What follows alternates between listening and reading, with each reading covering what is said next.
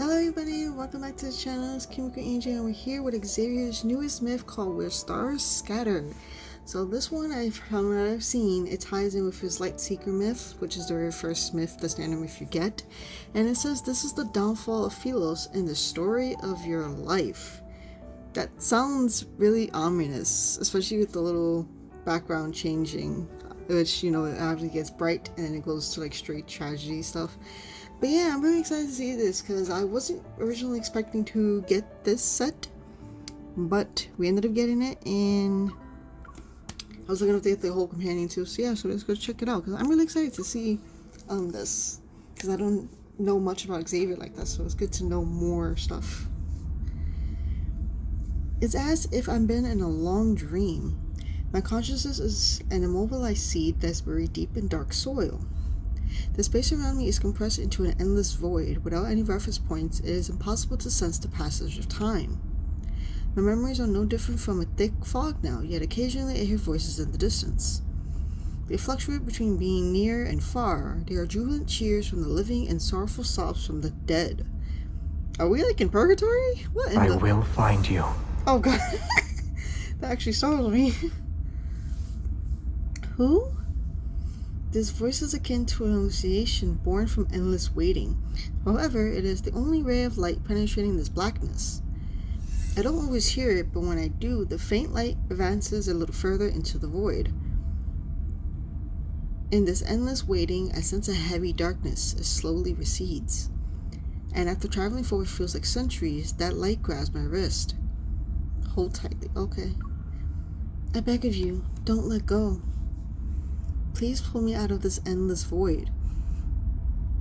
Please lead me out of centuries of darkness and solitude. What the? Why are we like dead or I don't get it. The chosen one has been summoned. What? She shall deliver us, Philos' survivors, from the endless darkness. Is this like us getting about to get like sacrificed? What is happening here? The chosen one has been summoned. She shall deliver us, Philos' survivors, from the endless darkness. What the hell? My vision gradually comes into focus and a shattered dome ceiling materializes. Below the altar, countless pale faces emerge from the firelight. Their gazes, fixated on me, are empty despite burning with great intensity. We will return to Philos prior to the apocalypse. Okay. Return to Philos? What are they talking about? Oh, so okay, we don't know where Philos is, like the actual planet. Where am I? Bewildered, I lower my head and stare at my hands. My fingertips retain a faint warmth. My wrists suddenly pull upward. Wearing white robes, the bishop drags me to the center of the altar with an irresistible force.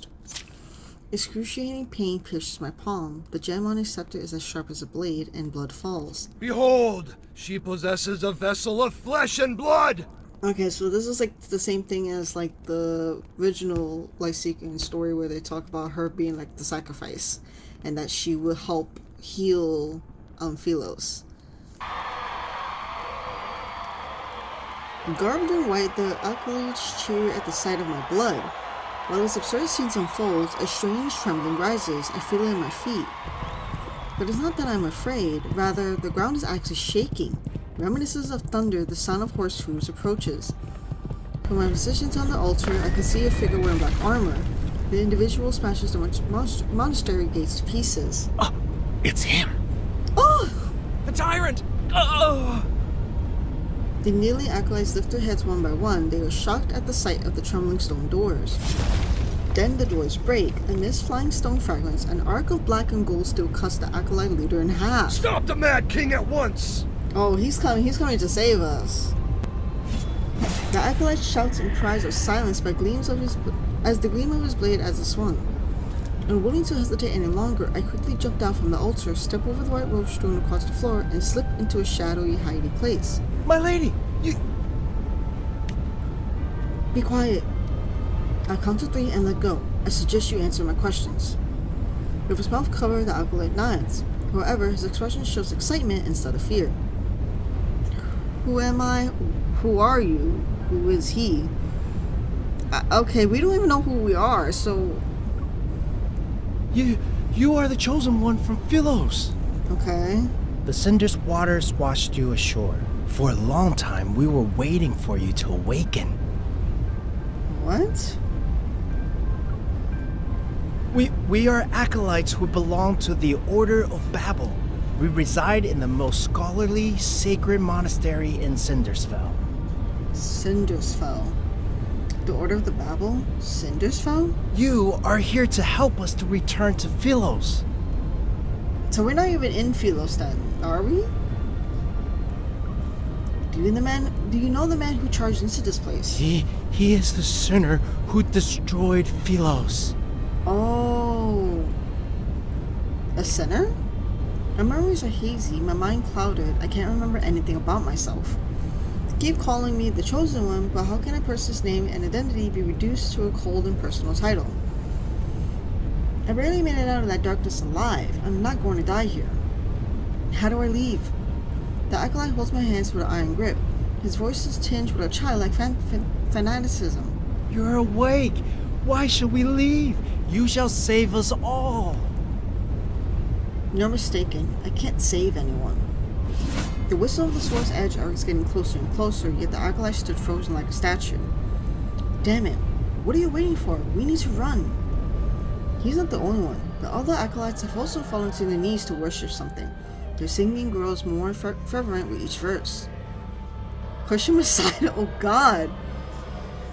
I feel like The acolyte staggers back and crashes into the brazier behind him.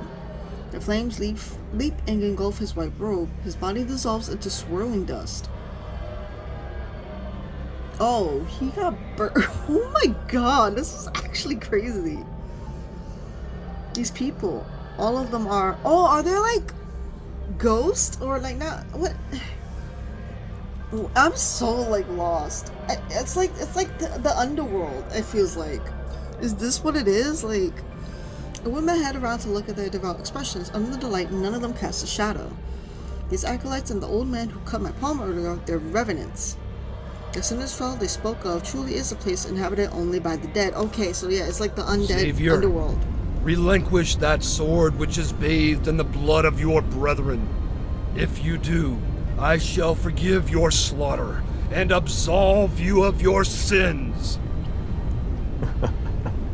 Sins? What crimes did I commit to become a sinner? Oh, I love, like, his voice is so different compared to normal Xavier. Is teaching the dead to cease their incessant chatter a crime? You... I take a deep breath, force myself to calm down and hide in the shadows. An assassin sought death at the castle. Was it your doing? They always waste their last breath singing the hymns you taught them. It is very annoying. Wow. Ooh, look at him. Using the narrow gap in front of me, I watch as the figure approaches the bishop. Philos' prophecy rings true. The Chosen One has appeared, and the land will be saved. This city, as well as your fate, shall... He's like, I don't want to hear you, like... Firelight dances as long hair cascades from underneath the man's crown. A soft, gentle glow is reflected. Your life is about to be snuffed. Where is this so-called Chosen One? He steps forward, his black and gold boot trading on the hem of the bishop's robe. Are they preoccupied with praying for your salvation? You, irredeemable traitor! You are the sinner who destroyed Philos! I wonder if this takes place after Lifeseeker. The bishop's scepter is sliced in half, and he backs away until he collapses against the confessional. She shall be the harbinger of your demise. You are here to die. That is where I must correct you. I'm here to attend your funeral. Oh my god. You're wasting your energy. You cannot kill me, nor can you. Everything seemingly comes to a standstill, then a corpse slowly settles onto the ground under the man's feet. It kicks up dust. The stifled groans fade while the night wind extinguishes the last flickering flame on the altar. Oh, okay. The man slowly lowers his blade. Surrounded by sparks and dancing cinders, he descends the long staircase. I'm stunned, and my fingertips are numbed. I can almost feel the reverberations from that sword's deadly swing. In the darkness, the sound of footsteps grows more distant. Is he gone? Still tense, I wait for what seems like an eternity before I use the wall to support myself. I cautiously step out from my hiding place. I need to leave. The entire hall is deathly silent. There is only rubble and a white robe on the floor. Stone pillars are collapsed, and flames creep along the spilled wax on the cracked floor. Ghostly lights frolic across the walls. I turn, and thud. A sharp blade, having been thrown past me, is now embedded in the stone wall behind me. There, he got us. Oh god. He's been, I guess, looking for us, right? Oh, I took a bad one. And another bad one. The night breeze plays along with his long hair, but he doesn't move. He stares at me for a long, long time. Part of me feels as if we're not meeting for the first time. I could almost believe we were reunited after being separated. Okay, so this has to be after then. Like the Light Seeker myth then. However, this illusion is shattered by his next move.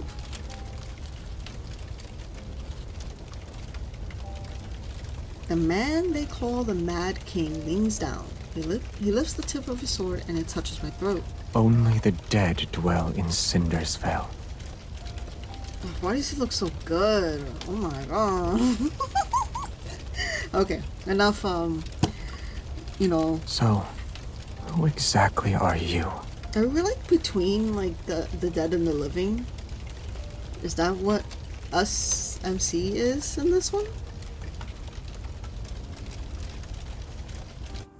Wow, that's really interesting to seemingly like, it looks like we're in the underworld of Philos, maybe.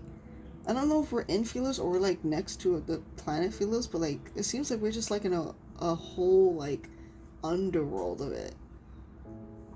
And obviously the same theme with the sacrificing us to restore Philos. It's like this is happening here. But what's happening here is that apparently an apocalypse happened. While as the Light Seeker myth, I think it was just slowly dying. Philos is slowly dying in Light Seeker, and I think in the main story because of the fact that they need her to give her energy, her life source to them. Obviously that's not happening, so that was really interesting. Also, he's a king now in this. Xavier is a king in this myth.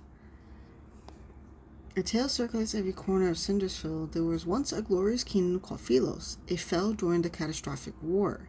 Everything perished, and a void swallowed the land. Death's shadow swept through every nook and cranny. Yet, if one could find the tree of life that connects life and death, they shall be reborn. They'll be able to embark on a journey home. And the one who will be their guide and light the path is the chosen one of Philos. I am struggling to read right now. What the fuck? What? Okay. So we have to instruct Xavier to make sure the sword rests near my throat. The slightest movement would kill me. You've heard everything. Indeed. You are the chosen one foretold in the epic poems. Death approaches as an inexplicable rage boils within me. I grit my teeth and speak. Can the words of the dead be considered a prophecy? There's nothing more than last words. You want to kill me because I was crowned with the title of the chosen one. He doesn't respond as he studies my expression. He reminds me of a hunter examining the desperate state of his prey in his final moments. Release me. Although taking one's life is easy, it's also boring. Many revenants have already fallen. You still need more playthings? They must pay the price for pursuing eternity. Oh. And as luck would have it, you've caught my interest. Cindersfell Cindersfell can only be inhabited by the dead. You are alive. Oh, okay. And that's what we were brought back to? I don't know. My mind is like thinking that we were dead at first, but we heard Xavier's voice calling to us, kinda, and then we were brought back to life somehow. You don't think? Okay, never mind. I'll keep my thoughts to myself right now. I have no idea how I even arrived here. All of my memories remain trapped in those centuries enshrouded in darkness. They're akin to seeds buried underground. If you wish to slay me, then do it. I'll be able to join their ranks as a revet. Gambling with your life isn't how you properly threaten someone. Let's not forget, a death wish is an easy request to fulfill. And that this blade can only cut down the dead. Okay, so he can't do anything to her. No wonder people hate him with a burning intensity. To be hunted even in the semblance of an afterlife saps away their chance of happiness. In any case, I have no intention of killing you. Truly? The wound on my palm reopened during a struggle. Blood trickles down my wrist. He pauses and furrows his brow as he stares at my wound. Then he pulls my hand to be right in front of his eyes. Is he like those fanatical acolytes? Has he not seen a person bleed in eons? He tears a piece of cloth from the hem of my skirt. With his gaze lowered, he wraps the makeshift bandage around my palm. What is he trying to do? Is this how you make people submit? You threaten them with the sword and then before offering bait? Don't move. I only stopped the bleeding. Your wound hasn't healed. Answer me first. Ugh.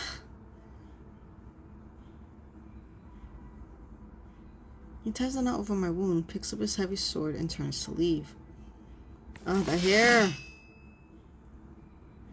My mind tumbles further into chaos. I jump down from the stone coffin and grab the corner of his cloak. Why are you changing your mind again? He turns around. A moment passes before he offers a faint smile. Perhaps I'm wondering how someone who bleeds so easily could be a savior.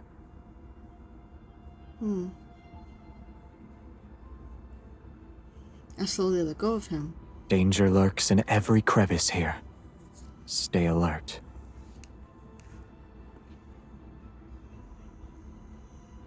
I wish you luck. Oh, you're just leaving? Like... Okay. There's no way. The sky darkens as moonlight disappears in the canopy of trees. The thick, tangled branches obscure the paths ahead, but the scenery remains vivid in my memory. No matter where you are in Philos, you need only look up to see the imposing, gloomy castle. In its opulence, it stands with solitary majesty. The moon is bright here. I was looking at a moon like this when I died. How was I slain? I can't remember. It could have happened on the battlefield. Or those monsters that bite people. This is so interesting to like kind of be like excited. It's like an underworld, but like Xavier is like the king of the underworld. That sounds kind of crazy. Considering he was supposed to be the king of Philos, obviously this is taken after. It seems like it's taking place after that, and yet it looks like it's a whole completely dark turn. When he rode past us on that horse, he splashed mud all over me. Yes, he has this deathly, murderous air around him. I was so terrified that I didn't... Looking towards the source of the voices, I see 3 vermins hanging from their tree branches. They sway in the wind with their chatter. Who was the horseman? Can you tell me anything about him? The sinner of Philos. Yeah, we need to know why he's the center of Philos, because unless it's talking about the fact that he did kind of leave them to kind of perish. I don't know if it's continuation for life seekers like that or something else happened. The tyrant who betrayed his own people. He is the scoundrel who stopped us from returning to the land of light and eternity. Defeat him and take his head. Everyone hates his very existence. Wow, this is really interesting. Unsteady, the ropes sway. The one belonging to the last revenant snaps because of how agitated he was. The corpse plunges into the swamp below. It's getting dark. and the fog is coming. You'd better find a place to take shelter. This world still feels unfamiliar to me. He's not wrong. My highest priority at the moment is finding a safe location. Where can I find such a place? The city at the foot of the mountain, of course. It's the liveliest place in the area. The echoes of the royal capital still linger there. You must navigate through the forest, the swampland, and the remnants of a battlefield. Remember to gaze at the moon. Once you reach the ferry's dock, you can cross the river. Take a silver coin with you. The old ferryman has a nasty temper. If you're not careful, he'll kick you into the river. I look into the distance. At the westernmost edge of the land of exiles, the monastery sits in a secluded corner on the highlands, as far away from where the Mad King resides. To reach Cindersville, I need to traverse the forest and fog at the base of the mountain. At least these people were able to help us, give us some information. The fourth moonlit night. Okay, so has it been 4 days since we've been traveling? The fog thickens and envelops the forest as daylight dims. Everything around me becomes a hazy blur. A broken bridge, and another end of the road. In the place of a crescent moon is one that wanes. Its reflection dances across the murky water surface like countless spectral figures. Everything that falls into the water sinks without a trace, except for the moon's reflection. I mark a tree branch to trace my path, then I turn around and continue my trek. In a forest clearing, knights with pikes and silver armor sit around a fire. There are knights in a place like this? They aren't moving, and their lifeless eyes gaze up at the moon in the sky. May Philos prosper under eternity's divine gaze. May Philos prosper under eternity's divine gaze. Silence. Do you hear that? Footsteps approach us from the southwest. Only the living can make that sound. Is the Mad King here? Wow, they can already sense that we're here. All the knights suddenly turn their heads towards me, and the fire illuminates their faces, which are paler than their silver armor. The Mad King has not graced us with his presence. However, she carries his essence. Outsider, have you pledged your loyalty to eternity itself? What? She has no answer. She's a traitor to eternity. The suits of armor collapse as the skeletal remains within them begin to glow in eerie blue light. Leaping orange flames surround them. Cold blades slice the air as howling winds erupt around them. Before I can react, they charge towards me. These knights in silver armor are revenants. Wow.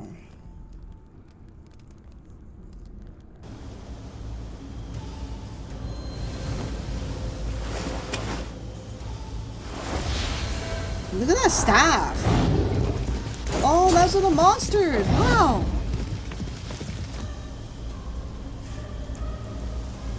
Oh my god. My phone cannot keep up with this shit. Get on.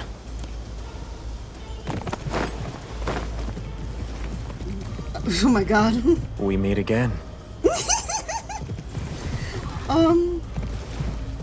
Hold tight. Okay. Whoa.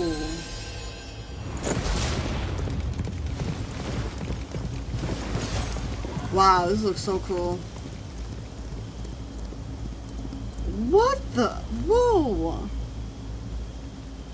Those look like the same monsters you fight in the actual, like, combat. That look crazy.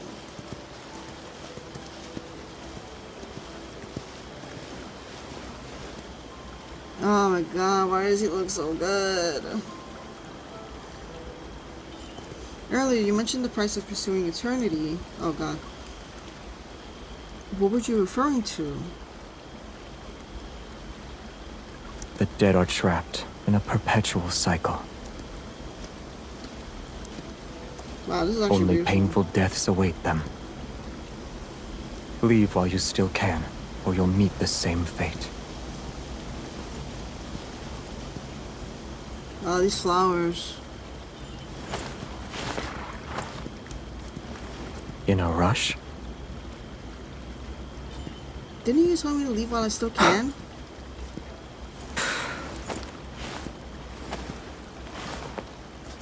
Oh! I said leave. Oh! Okay, this... Oh my god! Not die. This land only cares about you walking into its trap. Oh, man. Yes, I'm gonna be taking a lot of pictures, don't worry. They said fate of the city is in my hands. I'm the chosen one. It's also my weapon against you. The smirk. You said their fate is in your hands.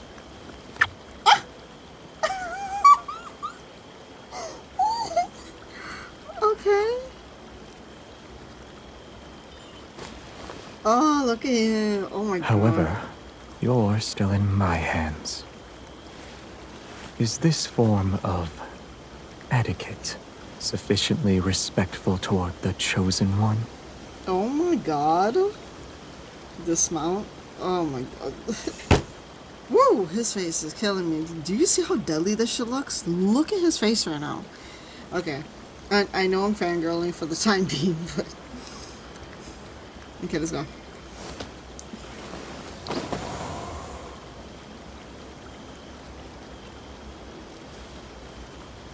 I told you this place is fraught with danger.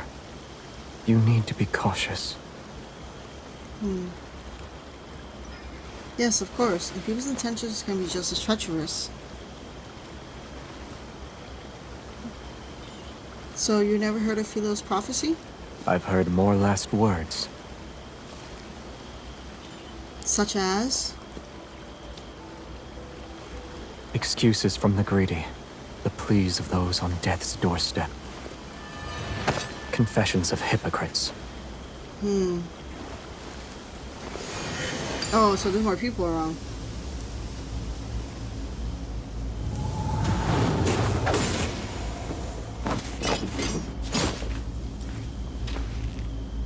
They are but vanquished foes. Xavier, I curse you. You shall never find deliverance. You will be devoured in the act of slaughter. Whoa. Is that so? Oh my god, this scene. Yo, I love this shot. It's just shot. Oh my god. Holy. May your last words come to fruition. Oh, his eyes are so fucking good here. Oh. May your last words come to fruition. Oh my god.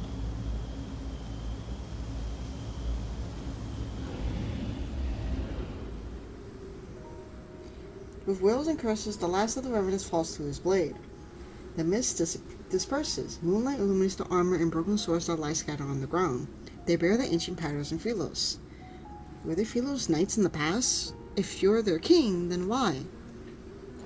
Well, they don't like him. Nobody seems to like Xavier, right? I turn around as I speak. The man suddenly loses his balance and falls towards me. The tip of a crimson sword is protruding from his left shoulder. Blood flows from his wound, and a faint black mist swirls around it. Is this from the Revenants? You will be devoured in the act of slaughter. His hand, covered in an iron gauntlet, grabs my wrist. I'm trapped between him and the tree stump behind me. I can't move. So Xavier got hurt, or... Oh. Are you alright? When were you injured? He struggles to keep his eyes open, and although his gaze is slightly unfocused, his voice remains cold. Help me. I need to go over there. Aw. I would have done that even if you didn't give out an order. Aw, man, he got injured.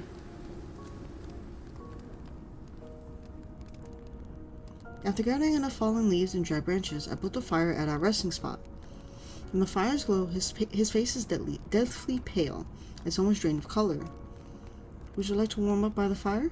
No need. Do you need water? No. Xavier, come on. Do you want to rest?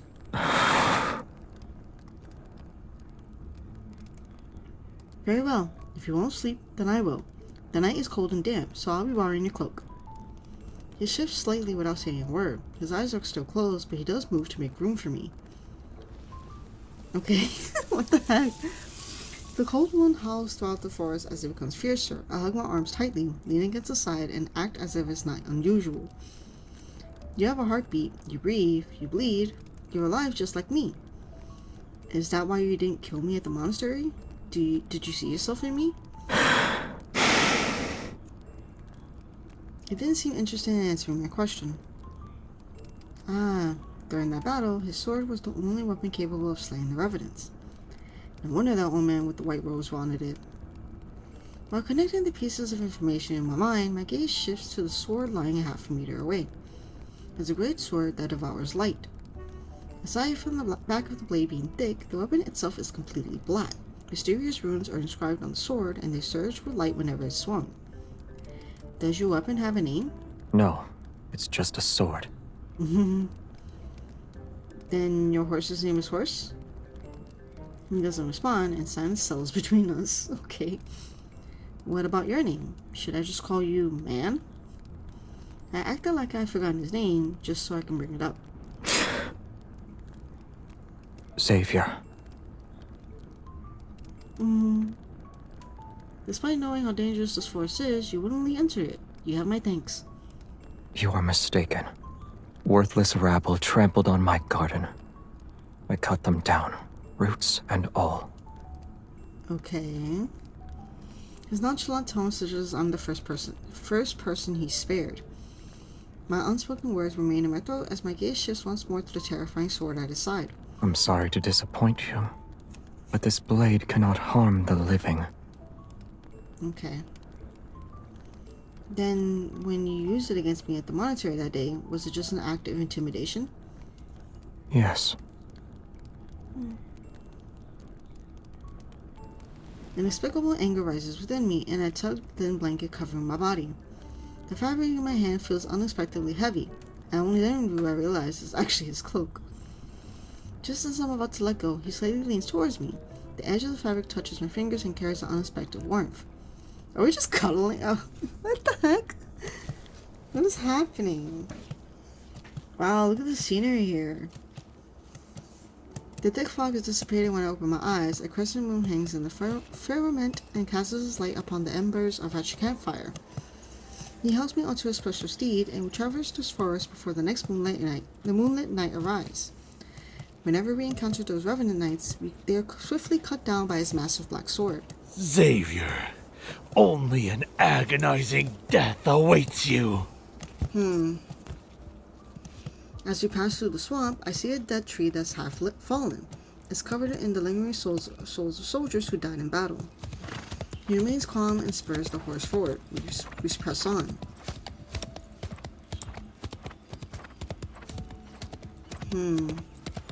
Every person he go after, everybody tells him like, oh, you're just gonna have a horrible death.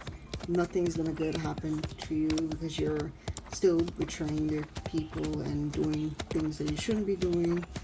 It's like, it seems like these Revenants aren't very fond of you. What crimes did you commit to make them hate you so? To properly tell the tale, I'd have to start with the era in which they were truly alive. With a slight tug of the reins, he prompts the horse to leap across a ravine. I know they're afraid of your sword, but once the Revenants are slain, where do they go? Nowhere. Once the phase of the moon changes, they'll come back to life. The dead are trapped in a perpetual cycle. Only painful deaths await them. So that's what he meant. Huh?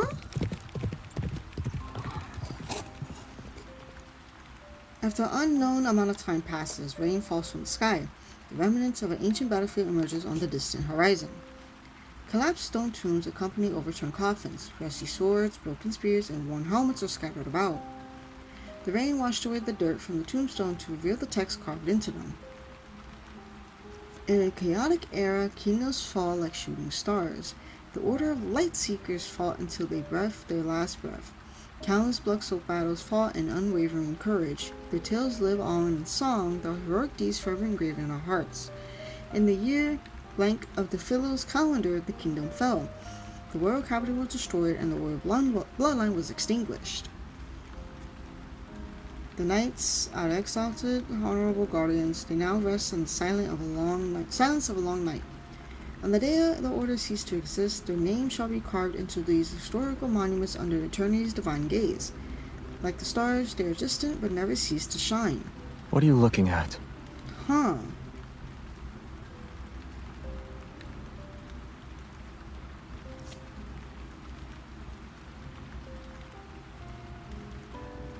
After tying the horse to a tree stump, he walks towards me. I wonder if my name might be in these nights. Why? These nights. Philos didn't meet his demise until I was gone for many years. For those who once knew me, I must have died early. If I wasn't an exiled prisoner, then someone should have remembered me. It's possible they made a memorial. Is being remembered that important to you? I'm unsure of when he had lifted his cloak to shield me from the rain. These knights fought for their country when they lived. After they died, their tombstones were used to pave roads. Being remembered isn't important, but if no one remembers you, then isn't that the same as it never existing? Isn't it the same as you just never existing in the first place? It took him a while before he finally spoke in a calm and different tone. The rain is about to cease. We should leave. My legs were numbed because I was crouching for a long time. Seeing me struggle to stand, he grabs my wrist and hoists me onto the horse. In the distance, the forest path gradually widens and becomes a road. An endless expanded land stretches towards the horizon. Across the river is our destination, Cindersfell.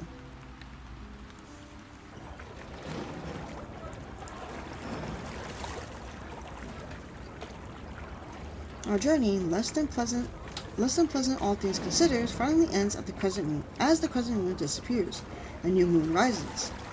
The ferry crossing is enshrouded in a gray mist. When we arrive, the riverside is already crowded with revenants who want to cross. The revenants from earlier said that I must cross this river by boat to arrive at Cindersfell. An unexpected event occurs. The lively atmosphere of the dock disintegrates when we appear. He's here! Oh god. The revenants who were talking amongst themselves fall silent and back away. They create a clear path for us. Accustomed to the situation and unfazed, I pull out a silver coin I found in an unbanded tomb. It'll pay for the fare. Okay. Xavier remains in the same spot. It's then that I realize he doesn't have a coin. 1 coin per person. No exceptions and no credit. Xavier has to have something. I can take care of any revenants that try to cross without paying. Your presence alone is bad for my business. I'm not even sure I want to let you board. So, are you crossing the river or not? He gives me an expressionless glance before silently shaking his head. Wait, I'll pay for him. The ferryman's expression changes subtly as his gaze lingers on me. He presses his lips into a thin line before gesturing for me to board the ferry. The man behind me doesn't say anything as he heads for the stern. I don't even get a word of gratitude. Why? They don't want him around. As soon as he steps onto the boat, however, all the revenants swarm to the stern.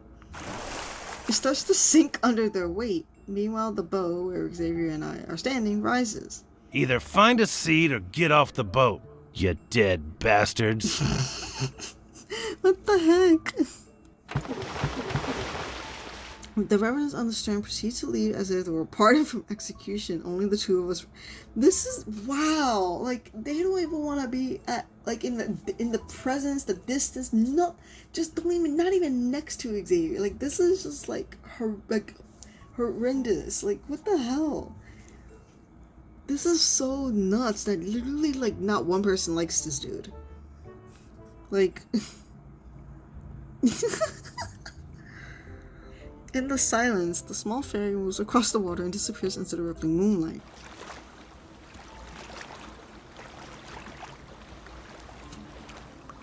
I look at Xavier as he rests. He has folded his arms and his eyes are closed. You owe me half your life, and now you owe me a coin. Wouldn't you say I ought to be paid? You want to use my debts against me. I'm not asking for everlasting gratitude. I only want you to pay your dues. I clear my throat to deliver the words I've prepared. I want your weapon, the sword that makes the reverence coward in fear. No. I could sense his resolve in that answer, but I expected as much. Since my first request was rejected, the chances of a second one being accepted are higher. If I can't have his weapon, I still need a shelter if I am to survive. But living with an unpredictable individual is risky. If you cannot decide before we disembark, there will be no payment. I won't allow it. Since you live in a castle on the other side, I'll meet you there when I think of my payment. He neither refuses nor accepts. It's as if he can see my innermost thoughts. Without a bond forged through hardship, this might be my only chance to request something from him. Before we part ways, let me offer you one piece of advice. If you want to survive here, don't offer your kindness so easily. He closes his eyes and he refuses to respond no matter what I do. He still sleeps a lot here. Or it seems like he does. The fog over the river gradually dissipates to reveal a towering black castle in the distance. Just as the ferry is about to reach the shore, it strikes the shoal and rocks. My body lurches to one side. When my finger touches the reflection in the water, ripples spread out and converge toward my fingertips. They coalesce into an elusive image. This is... What? How the heck did we touch water and we get like a flashback from the past? What the hell? Brightly colored flags slowly rise as white floral arrangements lines both sides of the marble staircase. A young knight ascends the long staircase. Among the cheers of thousands, he ascends the throne. A hand places a crown upon his head. A lumen flora, the symbol of Philos' royal family, is pinned to his lapel. Wow, Lightseeker Xavier. Wait, but he's king now. He becomes king in this. What the heck? The illusion shifts to a real, entirely different scene. Fortifications crumble, ruins cover the land. A royal capital once peaceful has become a battlefield shrouded in war smoke. The rebel army storms the capital. They force the young king to take his own life. Yet their swords are melted into the steel in the furnace and cast onto the throne itself. Peace is restored to the kingdom a century later. There are no more casualties from the war for hundreds of years, yet people have come to despise this monarch. The knight, once adored by thousands, is now reviled. He is nothing more than a mad king. The boat is docked. You should get off now. What? I'm so, like, lost. The voice pulls my thoughts back to reality. I raise my head and notice the space beside me is empty. Did I see his past? Shock washes over me, and in the darkest hours of the night, scattered lights illuminate a ruined city in the distance. The wind rustles the grass as his figure quickly vanishes into the darkness. Wow, what the heck? How the heck did we get to see like a whole part out of nowhere like that? So like, okay, I was right that this takes place after it, but he didn't become king in Lightseeker. But yeah, he becomes king in this story. Right? Okay. I don't know. She didn't get to see herself though. She only got to see Xavier's past, but she didn't get to see herself as she was his like right-hand knight at the time. But they didn't show that. Wow, that's really interesting. And now Xavier's just gone. But like, wow, that was really interesting to see them connected immediately. But the fact is, it seems like he did become king in this story. But he didn't become king in the other story though. Although I failed to discover new information, I feel more free than ever before. But what surprised me was that every revenant here firmly believes they will return to Philos one day. And before I knew it, I started to believe it too. Within that rotten black castle is the Mad King, who sits on an abandoned throne. countless kingdoms, innumerable cities. All their denizens wept under the hooves of the tyrant's iron cavalry. At the square is the busiest part of the city. Many reverends have gathered. I pull my hood tighter and move closer. The dead were turned into weapons. Their bones and souls are mere cannon fodder for his wars. When he confronted the Order of Babel, many of our brethren were reduced to ashes by his hand. You know, obviously he doesn't want Philos to return. And that's why everybody's hating him hating Xavier for it, because they obviously want Philos to return back to normal, or they can come back to, I guess, life if they're able to. But Xavier doesn't want that, and he's pretty much ruining every chance that they could do so, I think. And that's why I think he's getting hated by them. In the center of the crowd stands a revenant in white robes, passionately denouncing the Mad King's crimes. He's dressed as an acolyte from the Order of Babel. He looks familiar. Is he the acolyte who escaped that day? Will we come back to life next month? Unhand me! No more dissonant voices rise from the crowd. The revenant acolyte surveys the gathering before speaking with satisfaction. But we have received good tidings! The Chosen One, who shall deliver us, has answered our call. She's already here! Oh God. Anticipation ripples through the revenants, and some lower their heads to whisper devout prayer. Most fix their intense gazes on the acolyte. They eagerly await his next words. Before the apocalypse descends, the sacred pilgrimage ceremony will proceed as planned. We shall reach the Tree of Life and return to our homeland. What is this pilgrimage ceremony, the Tree of Life, to speak of?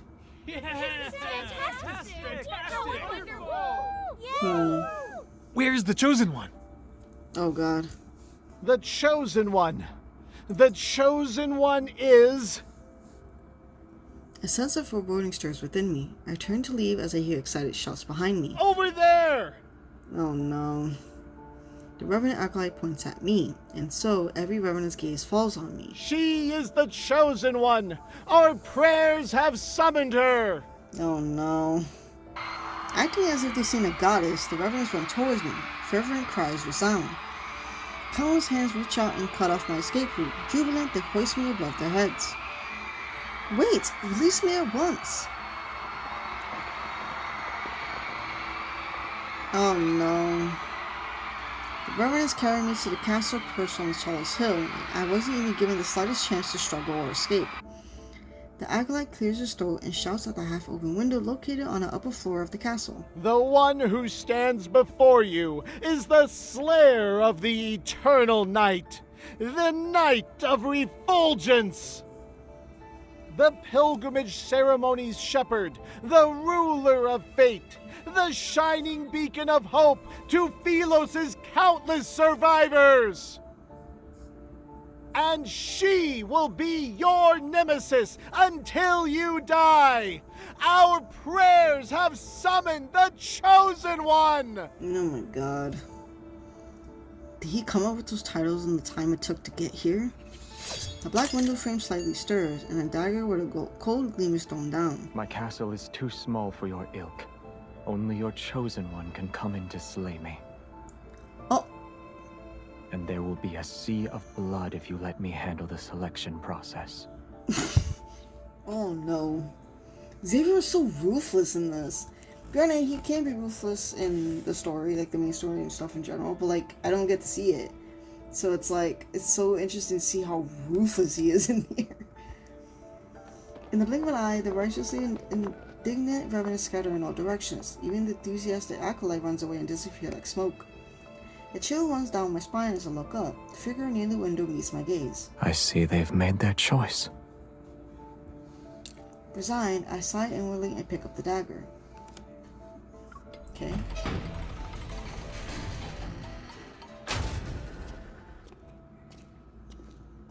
Oh, we're back here?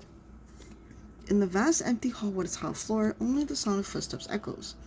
The candle's flames sway from wrought iron chandeliers, light and shadow interweave like spider webs across the cold stone walls. It's been a long time. I stop at the foot of the throne and look up at him. You bear all their hopes and dreams, and their very faith rests upon your shoulders. How does it feel? It's not great, but I'm not here to duel you to the death. I know what I want for that silver coin. I step forward and meet his gaze. I try my best to appear confident. Your observations are correct. These revenants are in a cage made from their own obsessions. I can't save them, and I don't intend to try, since I have no interest in being the chosen one, but returning to Philos is my best choice. Once I'm there, I can recover my name, my memories, and myself. Xavier, I need you to help me to return to Philos. Is Philos important to you? Of course. It's my homeland, and the only place I can remember. If the revenants strongly believe they can return, then perhaps a method exists. I'm no different from them if I can't remember anything. Let's assume this Philos you desperately wish to return to no longer exists. What then? Is he reminding me, or is he trying to make me give up? You have my permission to stay here. Though, we need a relationship that binds us since we'll be together for a long time. I agree. As soon as he lets his guard down, I quickly agreed and scrambled in my mind for a role that could connect me to the king. Minister, attendant, knight, or a loyal subject. In any case, I'll need time before I can give you a satisfactory answer. That figure, surrounded by countless blades on the throne behind him, simply let out a faint laugh. Are the swords on your throne truly mementos from assassins? Do you want to leave one yourself? Our conversation hits a wall. I clench my fist before turning away with a smile. I'll just pretend I didn't hear him. By the way, can I have a room that has access to fresh air? I'll allow it. Okay.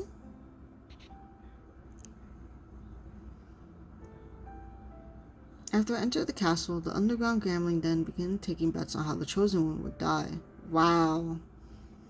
Getting thrown into a forest with evil phantoms only to be devoured, sinking to the bottom of the cinders, or dying because of his massive blade. These 3 deaths are ranked with different odds, but they're at the top of the list. No one believes the Mad King will let me live. If the Chosen One dies, then it means they weren't the real one. So they wait for another. However, if the Chosen One survives and escapes from the enemy, that means... Oh my god, we're just staying with Xavier because they're just like trying to get us. The revenants from the land of exiles cheer. Their dreadful suffering will finally come to an end. Oh, that's so eerie. Hearing them. They sing their praises for days, and even though I chose the castle's highest room, their voice still penetrated the walls. But ever since I escaped the monastery, the arduous journey of poor sleep and traveling without proper rest has left me exhausted. Now that I have shelter, exhaustion washes over me like a tidal wave. Revenants don't need to eat, yet I'm forced to endure this hunger. That night, I carried a lit candle and slowly made my way down to the winding stone staircase to reach the kitchen. He rarely eats. What a frightening person.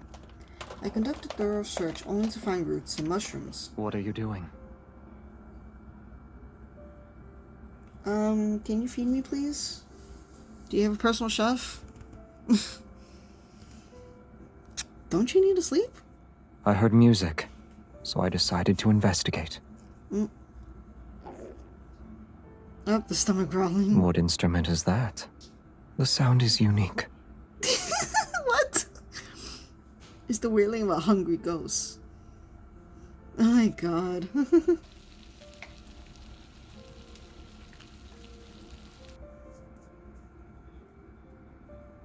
15 minutes later, he brings over a bowl of mushroom soup. It's brightly colored. This is all I have. My phone! What happened to you? It's alright. I'm not a picky eater. The taste is rather strange, but I've been starving for several days. It's nothing short of a rare delicacy. Once I swallow a spoonful, my stomach begins to churn violently, and the entire world seems to spin. Bizarre, otherworldly visions appear before my eyes. Revenants dance in the air, and Xavier's black cloak suddenly transforms into a giant floating blanket. What? What happened to us? Okay, we got more flashbacks? Is this the school? In this dream, I saw Philos again. It was far away from me, yet it was still beautiful. Walls of brilliant snow white surrounded the city, towers loomed in clusters, their vibrant flags fluttering, the streets gleamed with a soft radiance.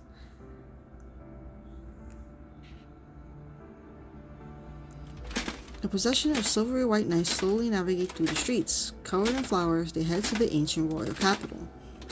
The knight who is leading them is surrounded by people. It's impossible to see his face clearly. He carries a certain air. Although he has returned from his journey, his presence is strangely familiar. All of you can go on ahead. I'll join you once I've seen her. Oh, sounds so like how happy he was in that. The sun, moon, and stars revolve as he turns around. My vision blurs, and the white city wall transforms into a clock tower bathed in the sunlight's glow. Oh, that Kindle scene! Oh. He turns around, sees me, and smiles. Before I can recognize him, a flock of pigeons fly past us. Their flapping wings obscure his eyes. I thought you'd never see me again. Oh.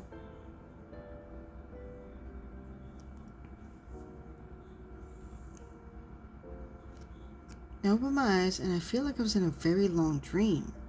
I see the hem of a black garment as it casts a graceful arc under the candlelight. That man is looking at me. It's as if he stepped out of my dream. I have an antidote. In his hands, he's holding a bowl of medicine that gives off a faintly bitter scent. Although I return to my senses, I'm at a loss for words. I already tasted it. Misinterpreting my thoughts, he speaks in a calm tone.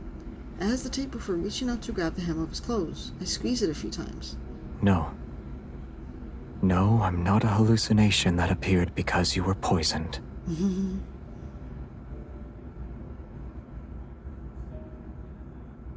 He sits down at the edge of the bed, his elegant long fingers supporting the back of my neck as he brings the bowl of medicine to my lips.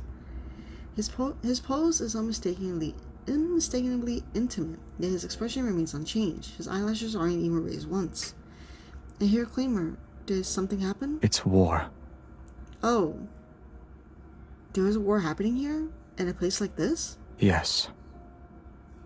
Some of the Revenants harbor obsessions from their past, waging war relentlessly.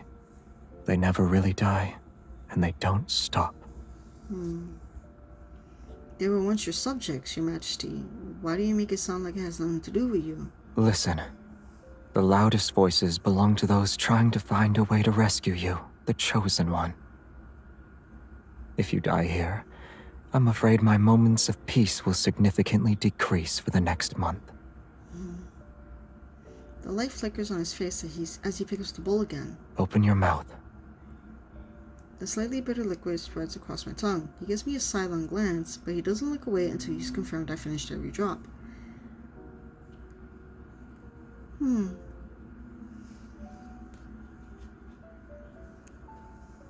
During the days I've been bedridden, outlandish rumors are spread throughout the city.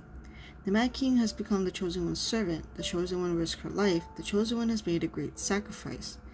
They misunderstood my actions from when I picked up a dagger and stormed into the castle. The Revenants are so moved by this supposed heroism that they gather at the riverside below the castle every night to sing their praises. When he gets annoyed by the wailing cacophony, he occasionally heads out with his sword in hand. He returns quickly and the voices disappear. I'm unsure of what happens outside. However, the shouting isn't as frequent as it was before the past few days.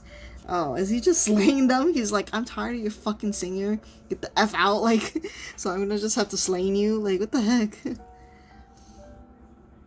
Since then, finding a way to return to Philos became my only goal. The Cinders is not a single river. It's connected to numerous tributaries of various sizes. They intertwine like a tree's root system and extend in all directions. Some of these tributaries flow into gloomy swamps or plunges into bottomless ravines. Others lead to lairs with Revenant Knights. Yet no matter where I look, I'm unable to locate the Tree of Life from Philosian myths. Day after day, I mark new locations on my map, only to cross out their names later.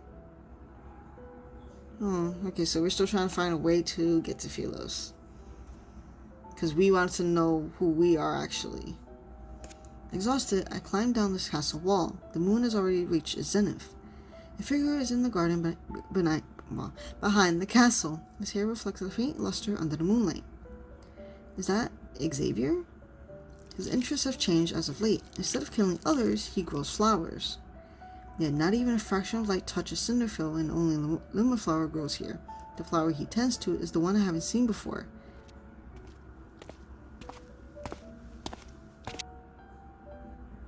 What kind of flower is that?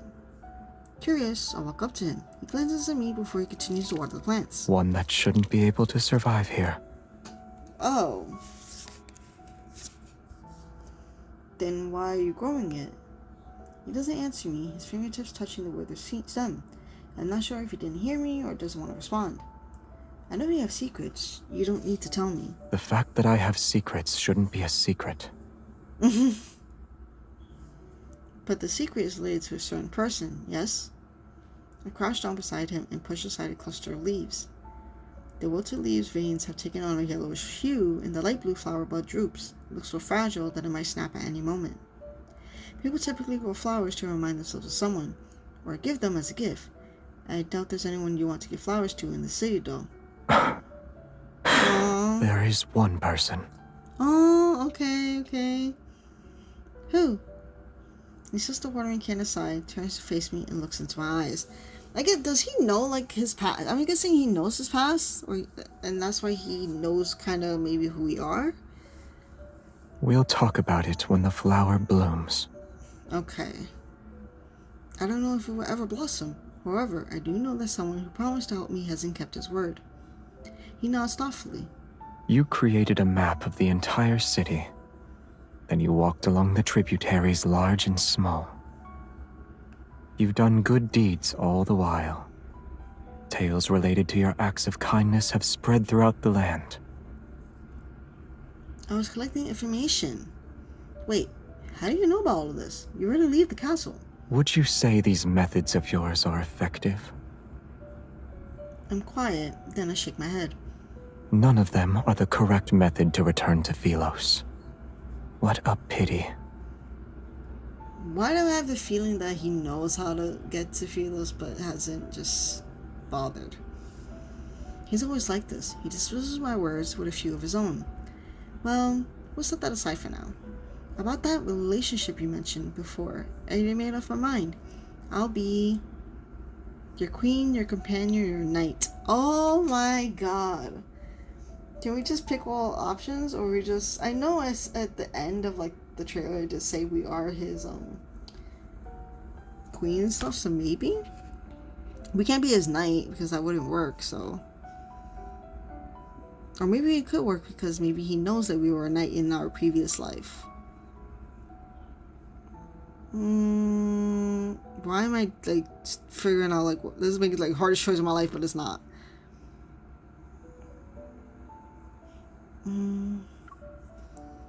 My identity is not far wide. I've also earned a bit of respect. Why don't you step back and let me be the actual ruler of Cinderfield? The queen, in other words. No? That way, you won't be bothered about outside affairs. It doesn't matter if you want to plant flowers, kill revenants, or live a quiet life. To put it simply, I want to be someone who is important to you. Perhaps worried about losing a stable source of food, I made a vow with the utmost sincerity. I don't know what his thoughts are, however. What do you mean by important? Let's say you're the only one that matters in my life. Huh. So you want to protect me? Oh, look, his ears are like a little bit red. They were blushing. Aw, he's blushing a little bit. As if he couldn't hear me clearly, he crosses his arms and takes another step towards me. He's pretending he made a humble inquiry. Don't you need my protection when you wield a sword like that? But when those revenants attack again, I'll be by your side. Aw. He actually laughed. I can hardly believe my eyes. I can help you figure out a method. On the other hand, you need to find a way to make a flower bloom. Are you sure it can still be saved?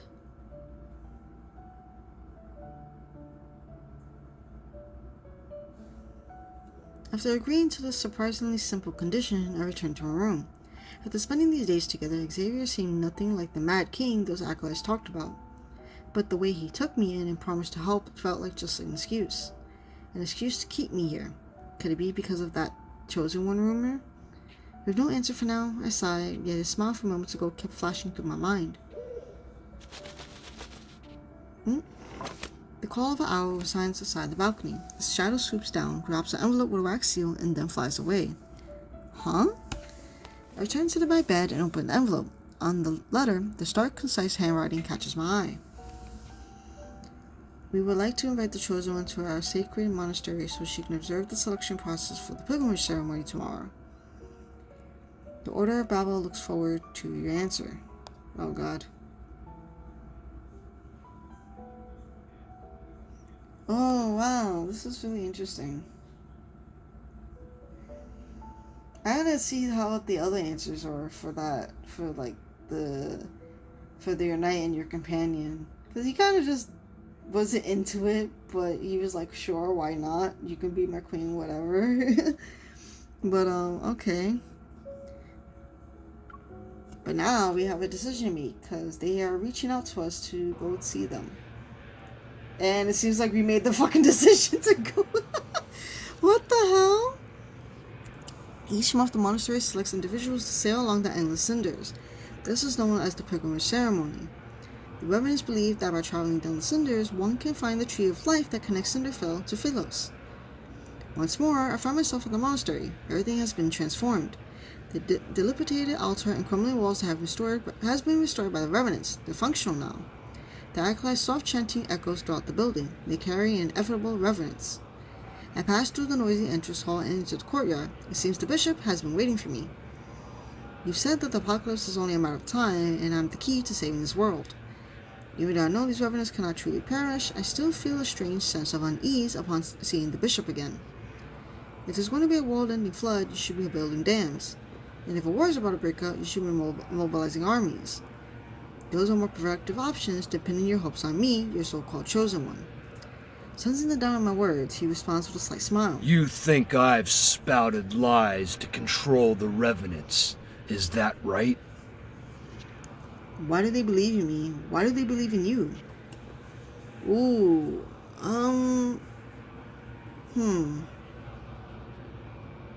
Wow, this is a really good question.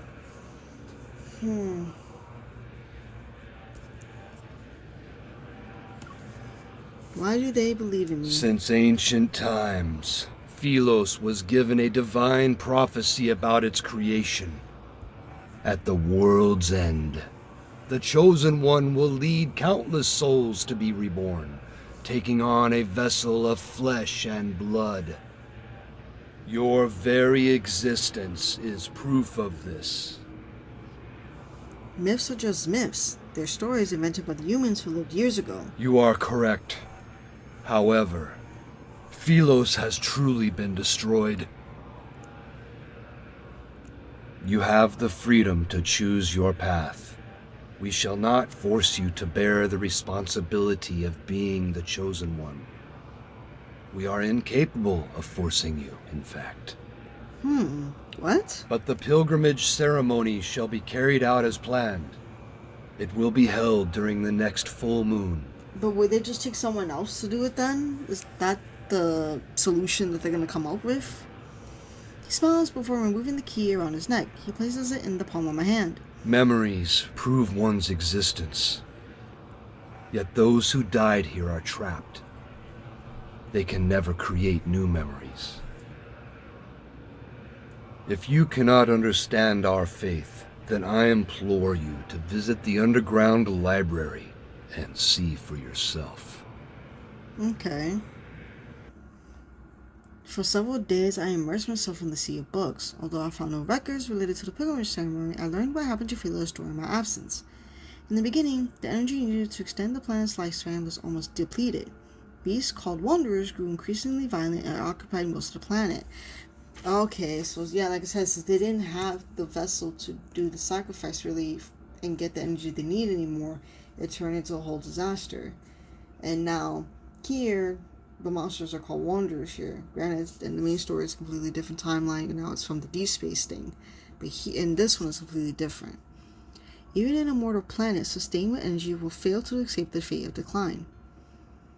After 200 years of silence, a young woman with not a drop of royal blood ascended the throne.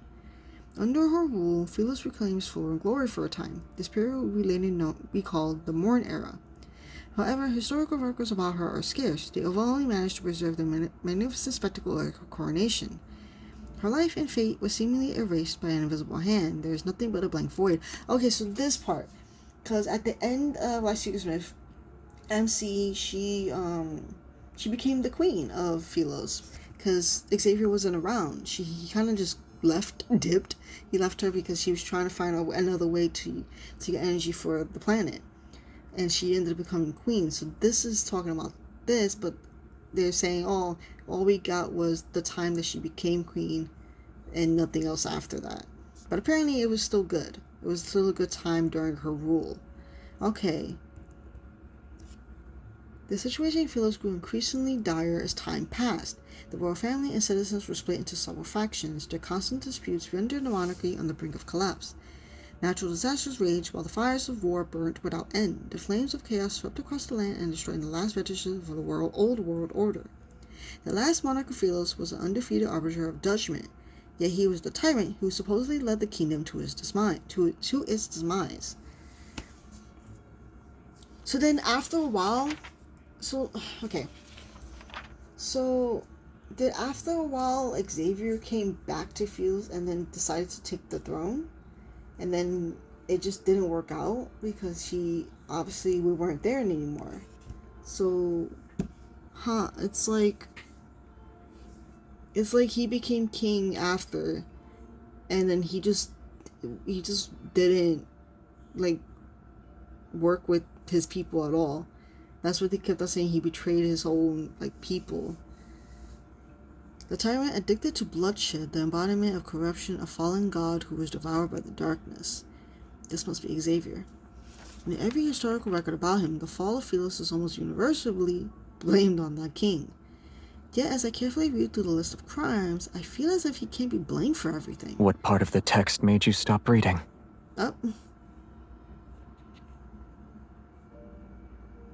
Startled, I look up to find the tyrant himself. He's leaning down from the balcony above, and his gaze is fixated on me.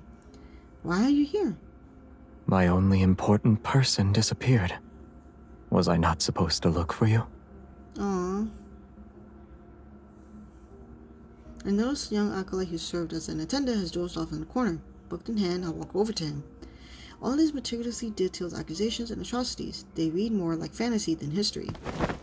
He neither confirms nor denies it. He jumps down from the balcony and picks up a book. I can only imagine what expressions the acolytes would have if they saw him walking around as though he owned the monastery. According to this book, the first 200 years of your reign was referred to as the Golden Epoch. It must have been wonderful. Why did... Some matters should remain shrouded in the unknown. Okay. If you don't want to tell me, then that's that. I'll assume all these myths about you are true since you won't say anything. I hesitate, but my curiosity eventually gets the best of me. Tightly holding the book, I move closer to him. So what happened to the royal capital of Philos? It was destroyed. What about the holy sword of the goddess? The statue was shattered. Astria Knight Academy and the oaks behind the Star Hunter's main building? I desperately recall the places I can remember. Burnt to cinders, along with all the birds in the forest. Damn, everything got wiped out. The wind blows past us again. The windows rattle as the chandelier above us sways. The curled yellow pages flutter rapidly as the story rewinds to the first year of the Morn Era. A single event was commemorated, the coronations of Philos' only queen. Let's change the subject then. Have you met this queen? Out of all the monarchs who were Philos, why is her story glossed over? Even her portrait is unrecognizable now. I touch the blurry portrait on the page. The ink has a smudge. He looks up and his gaze lingers on that page. Then he turns away. I don't remember. I will say that your impression of Philos is too idealistic. But the Reverend said Philos... They have no memories. and those without memories can only believe the stories told by others. Lend them your ear for too long, and you'll become just like them. I know. I'm already someone without any memories. That's why I want to return to Philos and find them. The revenants will be at their strongest during the full moon. We'll head back once you've seen enough. Only now do I realize that he's here to take me back, even if he didn't say so directly. I see. You're worried about my safety. You said you needed to find me because of our agreement, but it's actually because you have loneliness. You lived in a castle for too long. The absurdity of our deal, his awkward expression of concern, perchance it's been because he's been alone and bored for years. I won't stop you from drawing your own conclusions. Good. I'll do just that, especially when it involves matters that make you uncomfortable. You refuse to speak of them in either case. I narrow my eyes and lean towards him. I push the book he's holding onto the side. The city of Revenants has existed for over 100 years. Have you truly been alone all this time? The Revenants exist in groups, and the acolytes gather together. They pray all day and all night in the monastery. I can hardly imagine what it must be like to live alone for hundreds of years, never aging, never dying. Aren't there any friendly Revenants you can talk to? You want me to become close friends with them? Not all Revenants are disagreeable. You're already prepared then. For what? You'll be their only goddess. And once you're no longer needed, you'll be a sinner they hate. A complex, indescribable emotion wells up inside me. I retort before I can stop myself. You always say they deserve to be trapped in a futile obsession for eternity. How are you and I any different from them? Aren't we also trapped? I'm obsessed with returning. What about you? You gotta give us some answers. Obsessions are for the dead. I have none. He turns, his profile etched in the moonlight, yet his features are obscured in the shadows. I can't help but feel like nothing matters to him, whether time passes or stops, whether the flower he tends to blooms or not. He's just waiting. For what? I'm not sure. An inexplicable sense of frustration and loss bubbles inside me. Never mind. Don't leave just yet. I found these books for you. He furrows his brow slightly, still he turns and takes the books. Philosian Guide, Caring for Flowers, and How to Identify Edible Mushrooms. I'm not sure if flowers can bloom without light, but watering them 3 times a day will definitely kill them. Oh. Okay. It doesn't seem like he's good at gardening or cooking still, according to this. Alright, that was really interesting to see. I thought there would be more to it, but it's just the fact, like, okay, we got into a talk with the bishop. Made it interesting to see how, okay, they're not fully after us. We got a discussion out of it, and if you want to know more information, here's some books that you can get more information on. We finally got information on her past, which she still doesn't know that it's her, but there's not much information about her past, which is kind of interesting, because it kind of just ended, the Light Secret Myth ended on the fact that she just became queen, and that was it, so it makes sense that there's no information really shown here, but it would have been nice to have more information, like what she did after. The only thing they talked about after is that, oh, and her period of ruling was pretty good, and, you know, kind of dwindled after. And it seems like after some time passed, Xavier came back and decided to, you know, ascend to the throne and become king, where it seems like it was okay for a little bit, and then it just didn't work out because whatever happened between him and his people, the royal families and whatnot, it just became a whole issue. And like they said, like, the wars and factions was happening. It wasn't going to work well at this point because there was no energy either, so it's just overall bad in general. So let's go start on 5.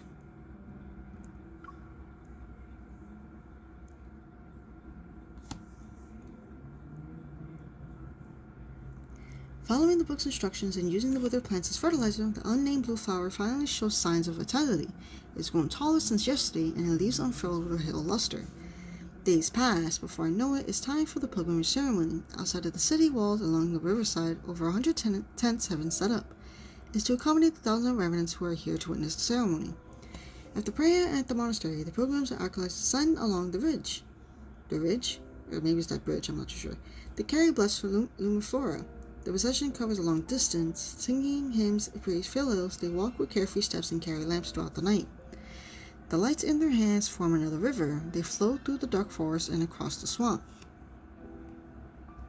The 36th moonlit night. Why do I feel happy and sad? We have our faith. But faith is fragile. Even with It's the like sad a music. flower or an egg.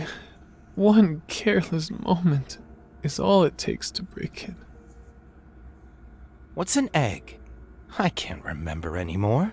But it doesn't matter. We'll be returning to Philos. Oh god. Moonlight flickers across the mountain ridge as the gentle breeze passes. Dazzling silver robes sway back and forth. The Chosen One is attending the ceremony. My lady, why did you bring the Mad King with you? Trying to reform him must be a tiring endeavor, no?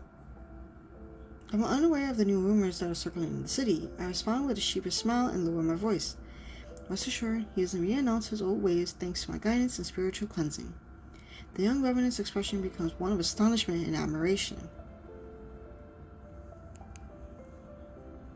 I gently tug Xavier's sleeve. He glances at me and chooses not to expose my lie. That's wonderful. May Philos prosper under eternity's divine gaze. Why do the revenants always say weird things? Ready to depart, I pull on Xavier's sleeve, yet he opens his mouth. What if your eternity's foundation involves sacrificing others? Nonsense! Philos is the embodiment of eternity, and everyone possesses an immortal soul. Yeah, but at the same time, they still have to sacrifice someone each time, so that's not fully, like, immortality like that. Even if some are sacrificed, they're necessary and justified. Wow. How can we fight against the emptiness of time without immortality? How can we explore the universe? Oh, you see his expression here? Wow. Assuming eternity does belong to Philos, then why did you and the others die? Yeah, I was literally thinking that, but I didn't say that, because I was thinking, like, I guess they died, and that's why they're in this space, where they're kind of just, like, undead. Where that's why they've been asking to bring Philos back, because they will return back to their human form instead of just being the way they are now. Yeah. Unable to refuse argument and intimidated by his sword, the young revenant stomps her foot and storms off. He ain't wrong, so, like, Xavier is not wrong in this. Inside most of the tents, set up along the river, are statues of Philos' royal family from throughout the ages. They're near the witnesses who are attending the ceremony. These royal statues are crooked and misshapen. These features and distant. Maybe it's because most revenants have a poor memory. This one is surprisingly lifelike. Its face is too fierce for my liking, however. I approach it and examine the small wooden figurine placed in the back. For some reason, it has a wounded stake in its chest. The last king of Philos, the man responsible for Philos' downfall. An indescribable emotion stirs. I pull out the wooden stake and place the figurine in the brightest, most prominent position at the center of the statue's base. I walk a bit further, and more reverends offer me flowers. Despite my attempts to refuse them, I eventually accept each one. Can you even carry all of these flowers? He furrows his brow, but still takes the heavy burdens from me. More reverends gather by the riverside. Their singing is so loud that they almost drown out other sounds. It sounds so eerie, like... Wherever when we get separated, he frees one hand to hold mine as we slowly make our way through the crowd. It sounds like a ritual happening, like... The last king of Philos and the man responsible for Philos' downfall, that beloved king who was eventually despised by all. That's you, yes? We spent so much time together, his identity is no longer a secret to me. I'm more curious about that queen story. I want to know what she did. There must be a reason for why everyone is reluctant to speak about her fate. What do you think happened to her? He looks at me. Stories about salvation and sacrifice follows the same pattern. Some perish, others are saved, some continue living, and others are forgotten. I suppose she didn't accomplish anything. That's why she was forgotten. Pilgrims pass us as they happily sing hymns about their yearning for light. Xavier watches the group heading towards the riverside. He suddenly speaks to me. In the beginning, her statues decorated every street. Oh, Some were dissatisfied with her conduct, but most adored her. They believed she would be the chosen one who'd lead Philos to its rebirth. She was the key Philos needed to obtain true eternity. And then... Are you asking what happened? She disappeared. No one knew where she went.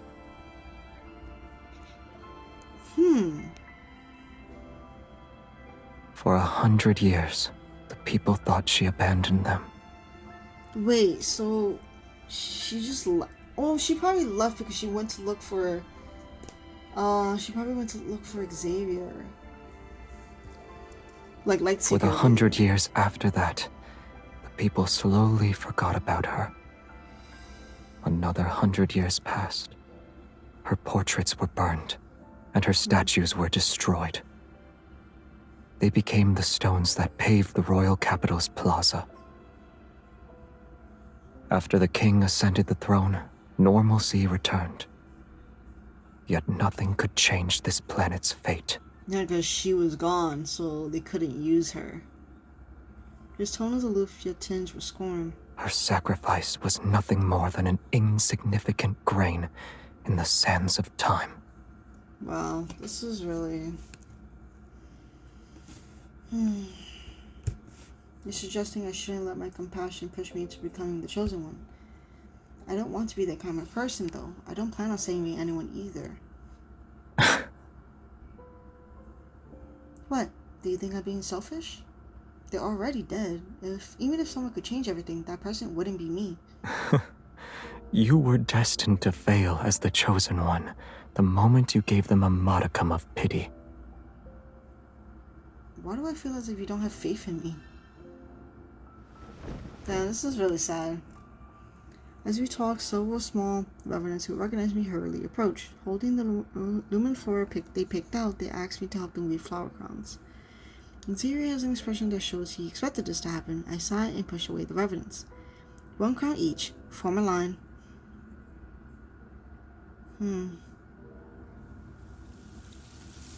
When I look up, Xavier is already walking away from the lights and chatter.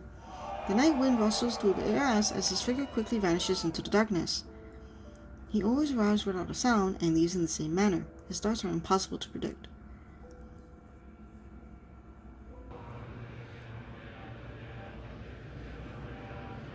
The ferryman and young king stand by the riverside. They stare at the lights and the singing revenants that the night fog has already consumed.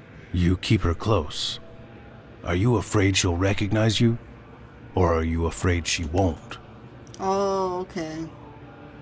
She won't remember. It won't be long until the apocalypse arrives. After this pilgrimage ceremony, the river might grow again.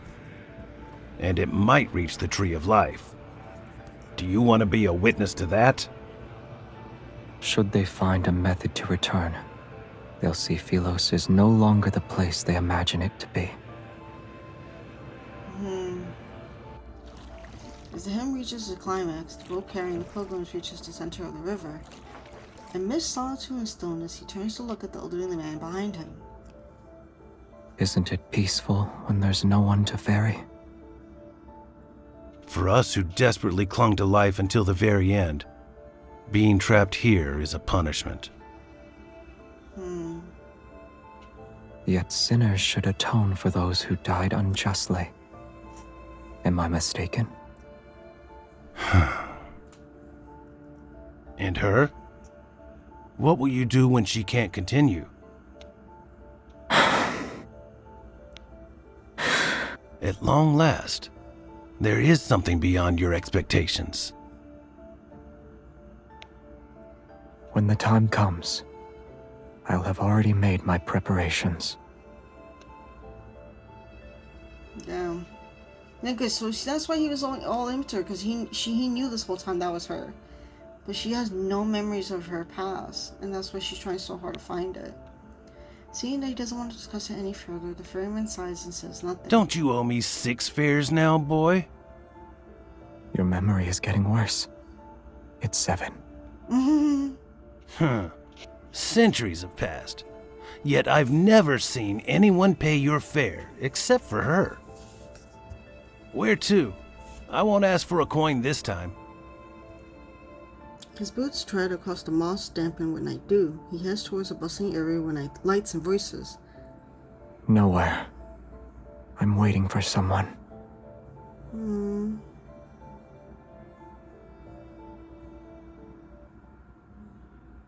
Oh man. She has to find out that she was the queen. And that they were together like back then, kinda. Oh man, this is so... The reverends say this grand ceremony is based on a ritual conducted in the past. It was how the royal family bid farewell to knights before they were sent to battle. I wonder if anyone gave Xavier flowers when he departed as a knight. I rub my sore wrist as I finish weaving the last flower crown. It's for him. He was scary. When he passed by my tent and saw me making wooden carvings, he threatened me into making one for him. My ears perked up when he was mentioned. I walked towards the tent surrounded by the revenants. What did he ask you to carve?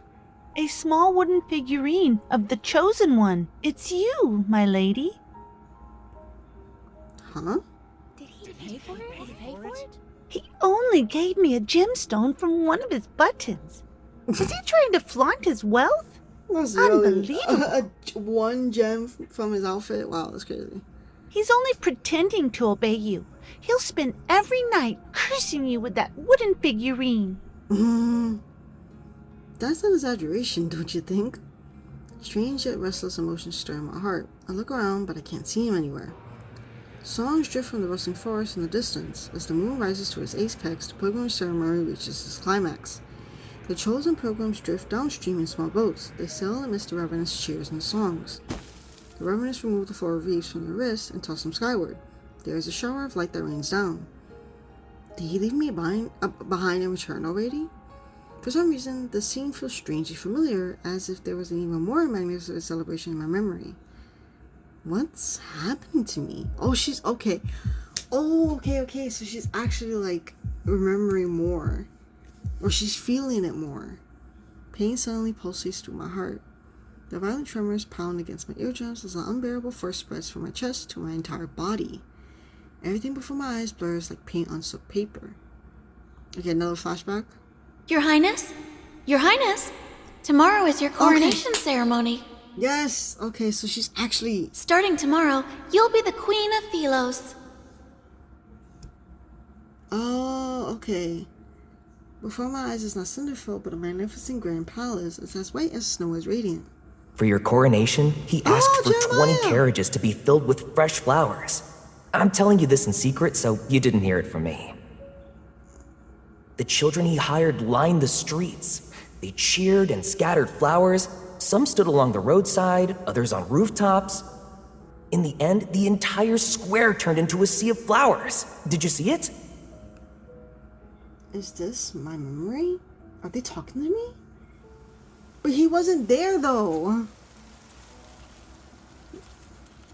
Wild winds swept through the area and tossed aside the already weightless bodies of the revenants. They tightly hold their hoods as... It's the chosen one! My lady! lady! My lady! Oh god. As they gather around me. Excited, expecting gazes approach me. I try to step back, but these individuals move closer. What did you just call me? Ugh, my shit is acting up here. The chosen one! You shall save my lady!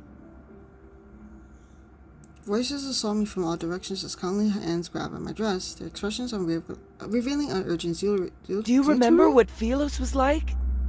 Oh. You met the pilgrims in Philos. Did they find happiness? I heard that... What are they talking about? Help me! Oh my god! Help me! What's Philos? Pilgrims? Who am I? Why can't I remember anything? My memories have been burnt to a crisp. My mind is a blank slate, and I feel strangeness unlike anything I've ever known. Philos is about to meet its end. We beseech you, your majesty. As the ruler of Philos, you must ensure this planet survives. Oh, wow. The ether core within your heart can save Philos from destruction. So they were trying to remove her from being queen just so they could start using her. The Chosen One has exerted herself during the pilgrimage ceremony. Leave her be. The crowd parts. When I raise my head, I see an elderly man in white robes standing before me. I don't understand why he's smiling. Wary, I step back. Take her away. After he turns and walks elsewhere, a young acolyte immediately runs towards me. My lady, please return to the monastery with me. Wait! Please don't wander off! Huh?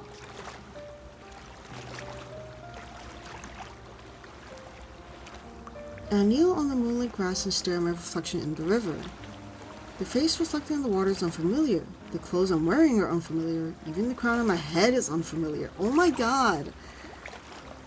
Within the rippling, blurry reflection, numerous shadows stare back at me. Come, become one of us. Oh god, this is actually scary. Shadowy hands reach up from the water. They pull and tug at my clothes. Become nourishment. Oh my just god! Like us. Oh, they're telling her to sacrifice herself right now. My thoughts too feel as though as they're being pulled by countless decaying hands. I'm slowly sinking into a whirlpool. Why are you here by yourself? Oh! Wait! Whoa, whoa, whoa, whoa, whoa! A white figure appears in the depths of the forest. In spite of the darkness, he's cloaked in a soft light. What? Wait, how? Wait. As soon as he raises his head, I freeze. Several seconds pass before I feel the faint flutter in my throat. Why are you just staring at me? Oh, we're just seeing a vision of him right now, right? Xavier? My memories begin to stir once the first syllable of his name leaves my lips. They slowly flood my mind. This long-lost familiarity seems to transcend time and space and compels me to run to him and hold him close. But an icy hand from the riverbed tightens his grip. I'm dragged into a bottomless darkness. Oh, we were seeing him like through the water, so we just...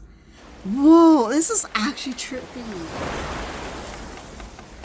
The group of pilgrims disperses, only the Lumifera lie scattered on the ground. Your Excellency, will we be able to return? Worry not. The day when we are welcomed into the light shall arrive. A raging gale churns the river's waters as dark clouds slowly obscure the moonlight along the horizon. In a fog, a boat carrying revenants is swept into a whirlpool. The vessel and its passengers are swallowed. They will never resurface. Oh my god! Like we actually got like confirmation that now she knows now that she was the queen. Wow, that was so trippy to see that. And then it looked like Seeker Xavier was actually there. But I think it was just the illusion in her mind seeing all the stuff in the water that made her like go to it. Wow, that was really, really crazy. Oh my god, that was actually nuts. Seeing that, and the fact that he obviously knows who Xavier in right now this timeline for this myth knows who she is, but is not telling her anything. And he's just expecting her to never remember. But right now, she is. I wonder how she's going to talk to him about it. Like, how the conversation is going to go. Considering he still has secrets and walls built up around everything that happened in the past. Like, that's so crazy. The chorus of voices comes and goes like the ebb and flow of the water. It closes before suddenly becoming distant as it gradually fades into the depths of a murky consciousness.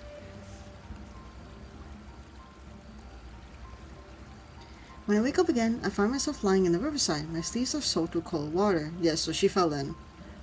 Was I unable to remember anything before? As an outsider, my memories slowly fade away just like the revenants. Wait, Xavier! I freeze before I sit up and look around frantically.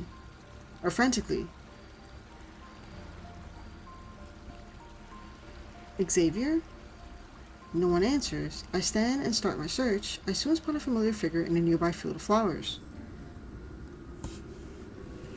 Oh, he's back to sleeping. Xavier!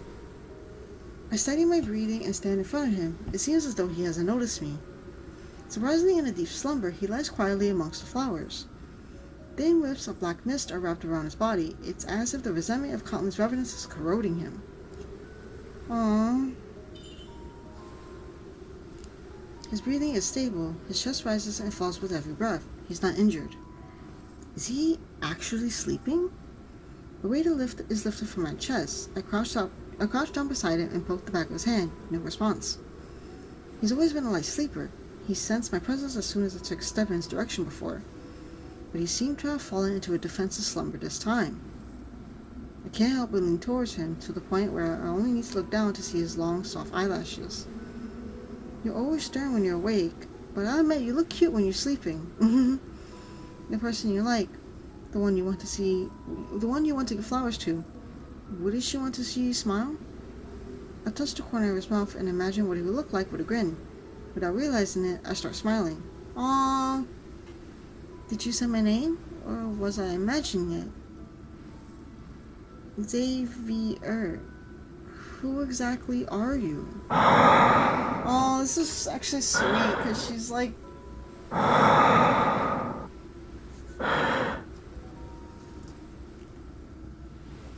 Deciding to set aside these unanswerable questions, I lie down beside him and touch his hair.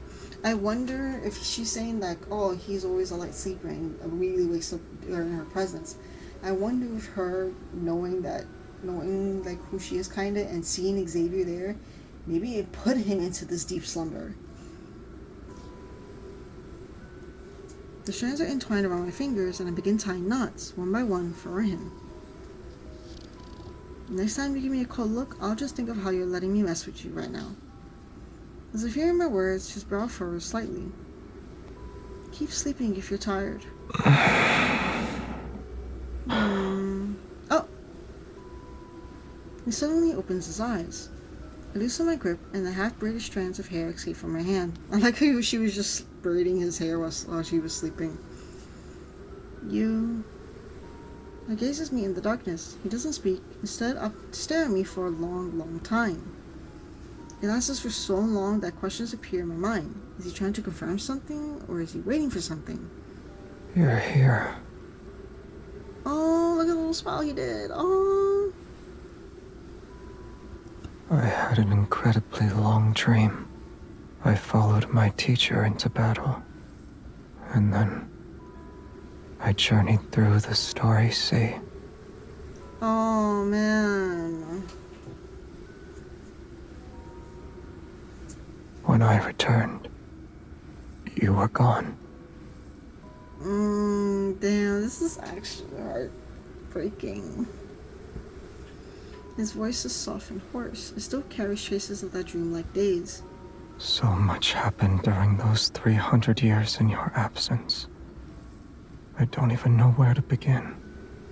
Oh, you hear his... Oh my god, why? Don't make me tear up right now, Xavier. I doubt you want to hear those boring details. Do you remember our little planet? I told you about it before. The wavy leaf sea lavenders grow better there. I brought back some seeds and hoped I could grow them for you. So the name of that flower is wavy leaf sea lavender? My hand trembles, and I feel a sharp pain. The brooch on his chest has pricked my fingertip. Back then, it was just like this. I thought my intentions were clear. Why didn't you understand them? Oh my god, that actually sounds like he sounds so sad. Like, and I'm assuming when he was sleeping and the way she was acting, he probably was remembering stuff too. And like that's why he's telling her this, like, oh, like I did all this stuff, and I wasn't expecting you to just be gone when I came back. Like, oh man.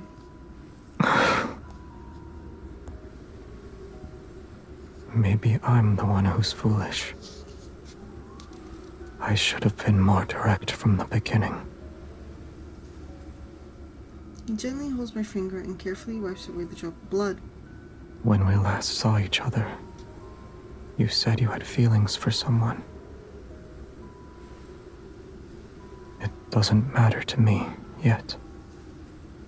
Why wasn't that person by your side when you were in danger?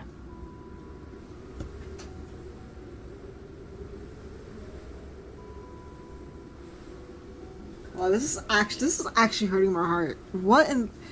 Wow. Oh my god, him saying that because it was actually him that left, and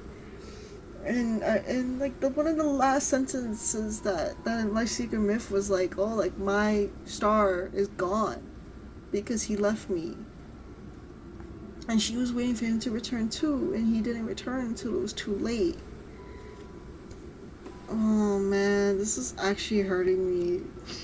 Okay, I can't cry. No, I can't. Forget him. His persistent gaze stays on me for a long time. I can only nod in response. Oh my god. I don't like him anymore. But I like you. Is that alright? As his words hang in the air, everything suddenly falls silent. Even the wind stops blowing. The night is still and the flower field is silent. Only the distant waters of the river laps against the shore. Neither of us moves, and I'm trying to think of words that could break the tension. Then he shifts closer to me. His cool fingertips press against my jawline, and our breaths intertwine. I attempt to create some distance between us. What's wrong? Am I not allowed to kiss you here? Why is he so sad? Like, Xavier! Like, you can't be breaking my heart like this. He lowers his head, his expression indiscernible. All I can feel is his cool breath against my eyelashes. Of course. Why would you want to see me like this? The hand at my nape suddenly tightens his grip, and he lowers his head again. Instead of retreating, he stubbornly kisses me. It feels like I'm trapped in a thick, vicious dream. I'm unable to wake up and unwilling to try. The warmth and pressure from his hand seeps into my skin. They carry an affection that borders on obsession. Oh my god. Okay. This is my dream. I'm free to do as I please. Oh no, baby. You're a figment of my imagination, aren't you? Oh my god.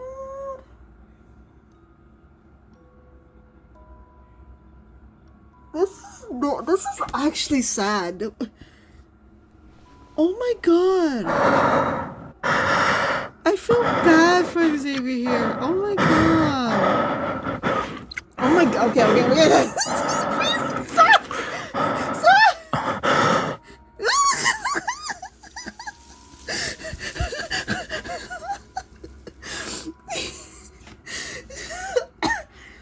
Okay, the period. Come on. Okay. Oh my god.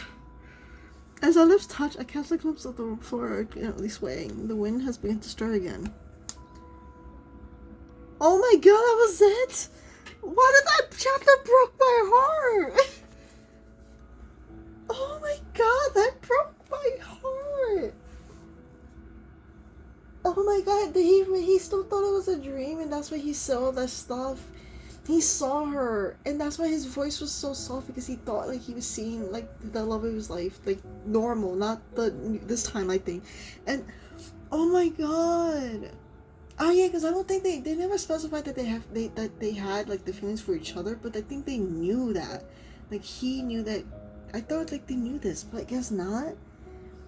Oh my god, that just... Oh no, she never did. Like, I don't know.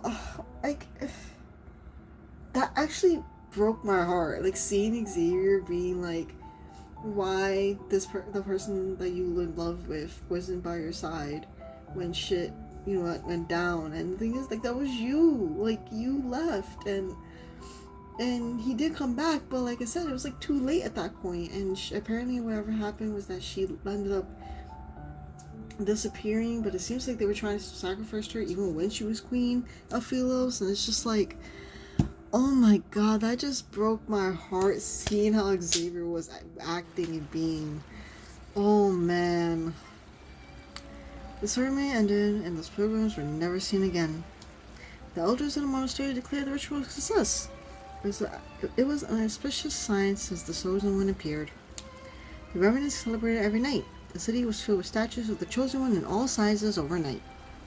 There was also the tree bark touched by the Chosen One, the tiles the Chosen One stepped on, even the stone the Chosen One supposedly hit her head on after tripping over a branch during her arrival. They were all treated as a sacred gift. The revenants competed with one another to preserve these treasures. Your baubles are nothing. My hand was touched by the Chosen One herself. He's like, my hand was touching, I'm never gonna wash it off because I'm gonna have the fucking power in my hand. Upon hearing this, the reverend surrounded him and let out gasps of envious admiration. You have been blessed. Excellent! I'll chop off your hand and mount it on the city wall, so every passerby can shake it. Oh my god! To say that is crazy. You want to cut off the hand that the Chosen One touched? Oh my god, that's even crazier to say that. Don't be afraid. We're incapable of feeling pain. Or is your heart not sincere enough? Oh my god. I shall accept any sacrifice if it means I can be a pilgrim. Oh my god. After I attended the pilgrim ceremony, I realized that, as an outsider, my memories would slowly fade away too. If I can't return to Philos, I'll eventually be just like those revenants. Yet, where do those pilgrims go? Acolytes from the Order of Babel always avoid the question. Does the end of the riddle truly lead to the tree of life that's mentioned in the prophecy? Maybe not? I don't know. Your solution is to follow in their footsteps. You'll see where the supposed sacred path of pilgrimage takes you. They say the river doesn't end. If that's the case, then what happened to those pilgrims? They didn't die, but they didn't live either. No one has seen them since. The river silently flows as our ferry glides across the mirror like black water. A thin mist surrounds us. Come to think of it, as if we're measuring how close someone is to the Chosen One, you should have been chosen for the ceremony. I'm honored. You ate meals cooked by the Chosen One, held the Chosen One's hand, and even embraced the Chosen One. And those eyes, this nose? What? I'll go for the eyes. These eyes were blessed by the Chosen One's presence. Should I pluck out my eyelashes for you to count too? No. These lips have also kissed. Oh no, because we're not telling him. Remember what happened that day? I saw him.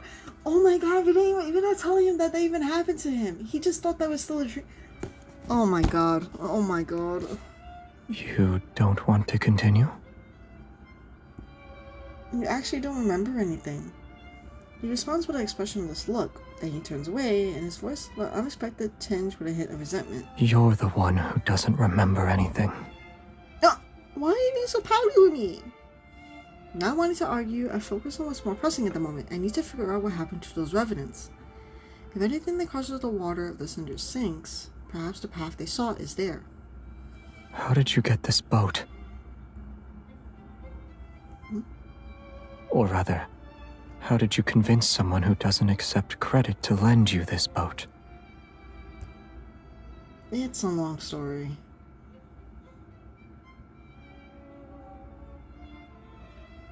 After boarding the ferry numerous times, I gradually became acquainted with the ferryman of the Cinders.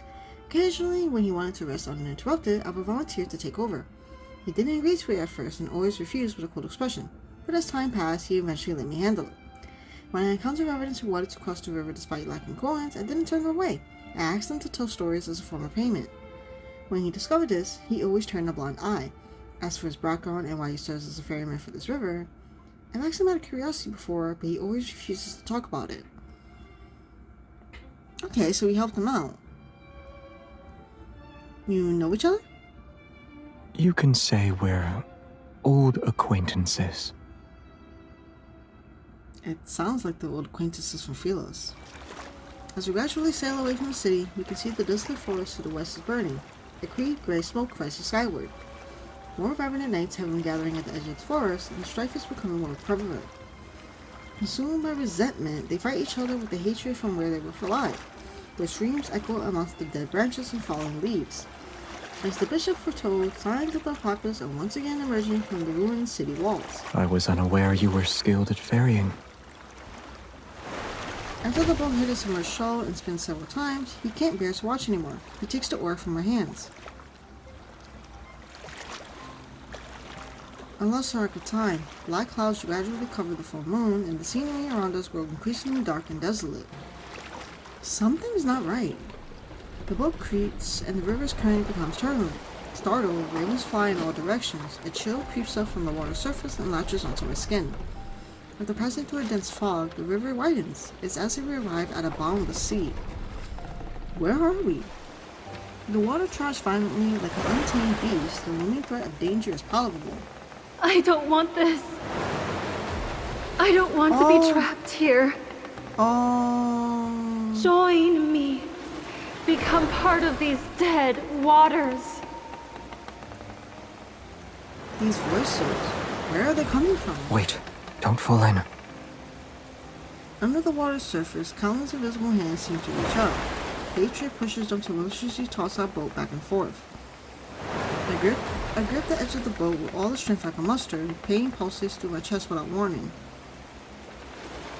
My vision blurs. It's as though visible hands are squeezing my heart. The inky black water transforms into countless golden veins. I can almost believe streams of energy were flowing downward. I feel awful. It's like my strength is being drained away. Watch out.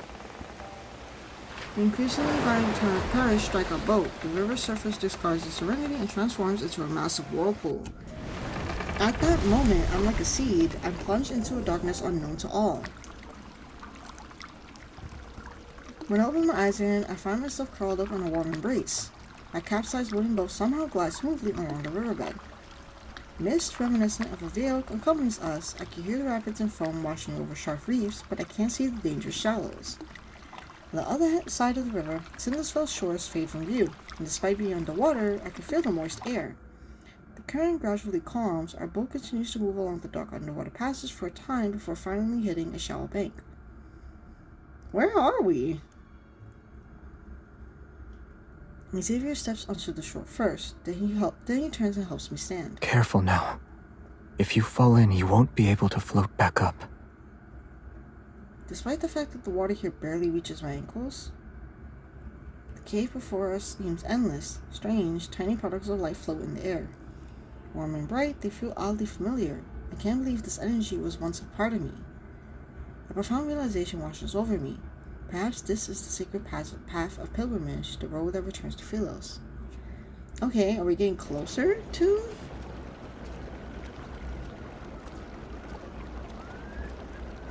The archives of the Order of Babel's monastery has records of a certain Philosian legend. It spoke of a mysterious cave that was connected to the center of the planet. Could this be the cave that connects Philos and Cinderfell? You have quite the imagination. It's not the imagination, it's a good theory. The sound of flowing water gradually fades behind us as we venture deeper. The further we go, the more the scenery unfolds before us. Look at these light particles. They keep increasing in number and brightness. Perchance the pilgrims who found themselves in this place. As the words leave my lips, an enormous monstrous skeleton appears. Bodies line the shore, they're still frozen in the position they were in for their final moments. Wow, that's kind of crazy to see. These monsters. They're wanderers. These creatures once roamed Philos before it was destroyed. The gleam of a blade flashes, and the bone white remains dissolved into energy particles before dissipating. They were devoured by those monsters before they could escape. You know something, yet you are unwilling to share it. He remains silent before turning away. His cloak billows out behind him. If we could actually return to Philos, what will you do? Aside from finding your name. I haven't thought about it yet. Is there anything you'd like me to do for you? Should I meet with someone on your behalf? No. Aww. The path splits in two, and for some reason I can sense the energy emanating from deep within the cave. I take his hand and keep walking. We need to discuss a certain matter. When I return to Philos and rebuilt it, I promise to fairly evaluate your merits and shortcomings.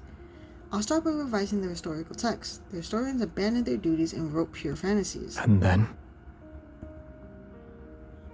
I'll traverse the starry sea. I'll ascend the throne. Ooh. Ooh. I don't know, because we could tell him that we were. Like, I feel like this is good to tell him, right? Maybe I can ascend the throne, become Philos' new ruler, and lead it back to his former glory. It's a jest, but he stops in his tracks and looks at me with a serious expression. That crown is very heavy. Is it heavier than the one on your head? Yes. I see. In that case, I'll disregard this option. Being treated as a savior and having those weapons place their hopes on me, their cases are already heavy. If the worst happens, as in I can't find anyone who remembers me and I'm unable to stay in Philos, staying with you would be nice. I keep those words to myself as I look at him. It's all right. The starry cosmos has many places you could visit. Take, for example, a beautiful little planet. I hear strange clicking beneath our feet. We look down at the same time. There's a deathly pale wrist encased in crystals. Akin to veins, darker vines are wrapped around a rib cage. The delicate roots of eerie flowers penetrate hollow eye sockets. That's... Look over there.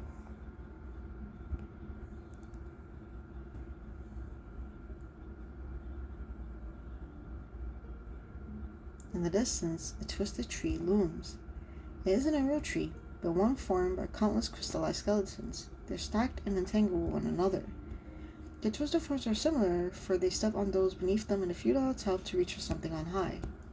Then vines ensnare the crystallized remains. Together, they form a thick, trunk-like structure that's deeply embedded in the planet. That's... 1,000 horrified thoughts flood my mind. This is the tree of life. It's a tree made of... Oh, yeah. Oh, my God. That's so, like... Wow. Ugh. I've never seen these people before, yet I can recognize their clothing as garments that belong to Philos. Each and every one of their expression are filled with despair and terror. They're like souls in the depths of hell who are seeking salvation. Were these Philosians trapped here? Why? Philos is an artificial planet. He suddenly speaks. Their pretense of eternity depends on an energy source called a protocore. Oh my God! Protocore? Familiarity washes over me again, and for some reason, a sadness surfaces. Wow, this is actually crazy. The planet found itself on the verge of collapse after its energy was depleted. However, the most scholarly elder in the royal capital had a solution. The royal family discovered an uninhabited area with a chaotic protofield in Starfall Forest. It was located in the southern region of the planet. Isn't Starfall Forest the spot that he was in the main story with the school outfit? What was that card? That's like reminding me. Oh my God. Deep within that forest is a cave. It leads directly to the heart of the planet. So long as humans were thrown into that cave, the planet's energy would never be depleted. Damn. Like the people who thought this system was justified, Ooh, the planet possessed an insatiable greed. He looks at those crystals that can no longer be called human. They're the victims who were used as fuel. Damn. Did anyone escape and live to tell the tale? I look at Xavier, but I already know the answer in my heart. No. He starts walking again, moving past the tree as he continues forward. Those who defied orders and went to investigate disappeared after entering the cave. That's so crazy that they had a system in place to just put them here, just so they can use their life source to keep the planet going and to keep themselves going as well. The number of sacrifices required inevitably increased. No one would willingly sacrifice themselves for a planet unless there was a good reason. Thus, the royal family came up with a plan to cover up their crimes. Oh. They no longer kept the sacrifices secret. They used honor to disguise it and called it a pilgrimage. Wow. To maintain a false eternity, they needed to weave lies one after another. Every member of the royal family had to bear the burden of perpetuating these lies. Man, this is why Xavier was trying so hard to not do something like this, because he knew this was horrible. And he didn't want this to continue. Oh my god. You were the one who ended it, because you let... Oh, it's just... Ironically, the one who did that wasn't even remembered. You, like... You were supposed to be this... Oh my god. This is actually crazy. Although our surroundings are quiet, I can almost hear everyone's desperate cries for help as they face death.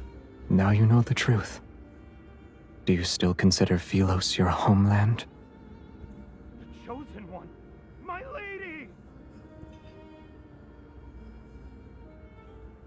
The footsteps falter. I look down and I'm greeted by eyes filled with absolute terror. That outfit. He's a pilgrim from that day. Tiny crystals, seemingly alive, spread from the youth's palm. The pilgrimage is a lie. Oh! It will never lead us to Philos. It's the people who are not fully, like, dead yet, I guess. From Or a source of nourishment for the cinders. The waters, they grow without end. The problem is that it's not enough. So they're gonna have to, like, technically sacrifice so many people to make this work.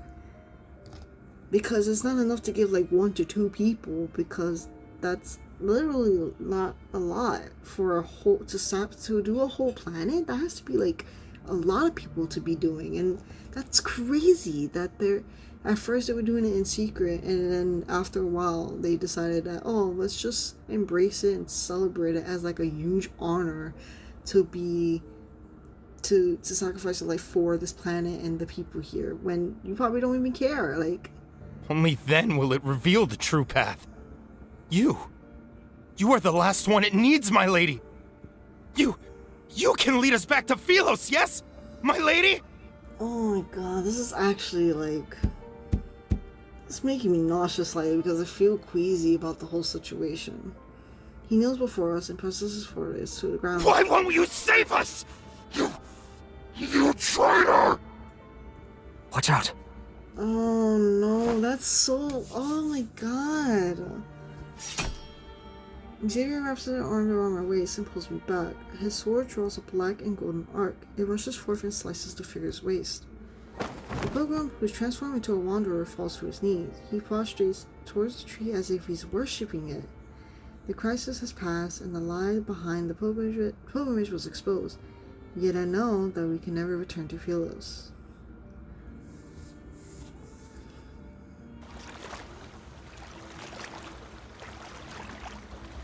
After we return, we seemingly have an unspoken agreement to not discuss that path of pilgrimage. All those memories of Philos are nothing more than obsessions about past illusions. Was I one of those sacrifices? And if I was necessary, then no one will remember me. Yet after learning all this, I surprisingly find myself at ease. Have you thought about your plans for the future? Assuming you can't return to Philos. I'll stay here for now. Tomorrow's problems can wait till tomorrow. At least, I'm free at the moment. The small boat sways gently on the river's surface. For some reason, its tonight's moonlight seems especially bright. Here. He grabs my wrist and places a small object in my hand. Is this a gift? Yes. It's a special protocore. A trinket from Philos. It may be a fragment, but you'll find a use for it. Are you sure it's not a small stone or pebble? You're trying to make me feel together? You can see it like that if you like. Alright, the shiny pebble is mine now. Although I want his flower more, this is the first gift he's given me. I've decided to accept the rock to mull over it. I lie down on the bottom of the boat and recall a similar tranquility has accompanied us for our boat ride. Back then, I accidentally touched his reflection and saw its past. I tried again at a late date, but I failed. An impulse to try again takes a hold of me. The moonrise light pierces the slender tree trunks and illuminates his reflection on the water's surface. When he isn't looking, I touch his reflection on the river. So touching the river just gives us our memories back. This time, I saw him standing with his back to me, surrounded by an endless sea of flowers. As darkness gradually covers the land and stars fill the sky, he places a cluster of light blue flowers before a tombstone. This is a beautiful place, and I've always wanted to bring you here. But I never had the chance. Oh yeah, because they did say they wanted to go to a planet together. I totally forgot about that.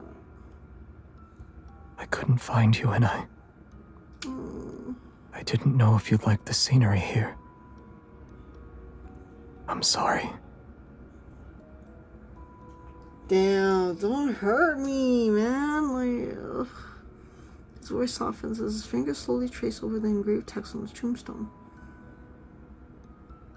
Aww. The first queen of Philos, her name shines quietly like the stars. Everlasting, it shall never fade. The name of long forgotten comes flooding back. The forgotten queen was me this entire time. Oh man, that hurt. Oh, the fact that he saw like our grave and he's just like, I didn't come back in time. Like, man. These chapters are hurting. They're hurting my heart. I seemingly grasped a crucial thread as the forgotten memories began to surface. Xavier is the king who succeeded me after I disappeared. The truth is right before my eyes. This place isn't so different from Philos, or rather, places where humans exist are very similar to one another. But if I've been in the heart of the planet for years, then what did Xavier experience? Why is he even here?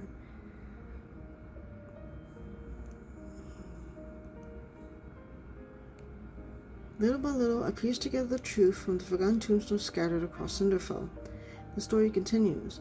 While I was gone, my knight traversed the starry sea.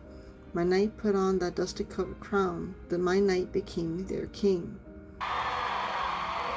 It's the most magnificent coronation ceremony in the history of Philos.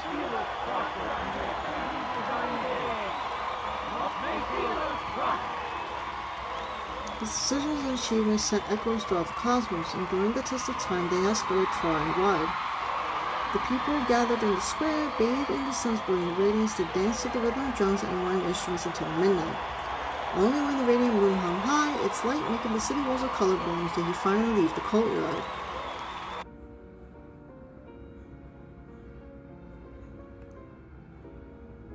Still wearing white coronation robes, the king removed his crown. Akin to a god's merciful gaze, moonlight poured through the dome and washed over him. Did he sleep well? What happened in his dream? I miss you so much. Oh! Oh man.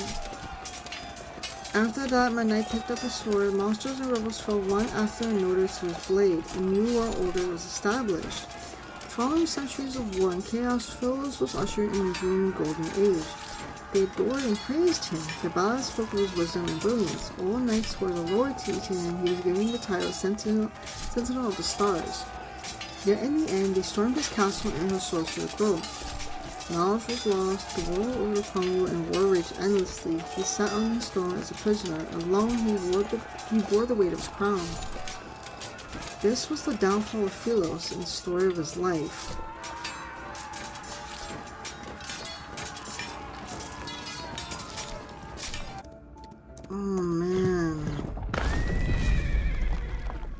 Horseshoe shatter the monastery gates for the 14th time, yet the acolytes still panic. What have you done to the river? The bishop dismisses everyone and closes the door, his ashen face displaying anger. You've discovered all our secrets. Royal blood flows through our veins. You, of all people, should understand that the planet will perish once we lose the protocore. The people of Philos will be unable to achieve eternity. Whether it's in the Philos of a bygone era or this city, the answer is still the same.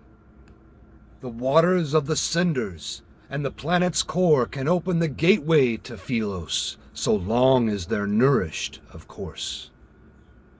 Whether it's these revenants or our queen, they're all... Hasn't your tongue done enough lapping?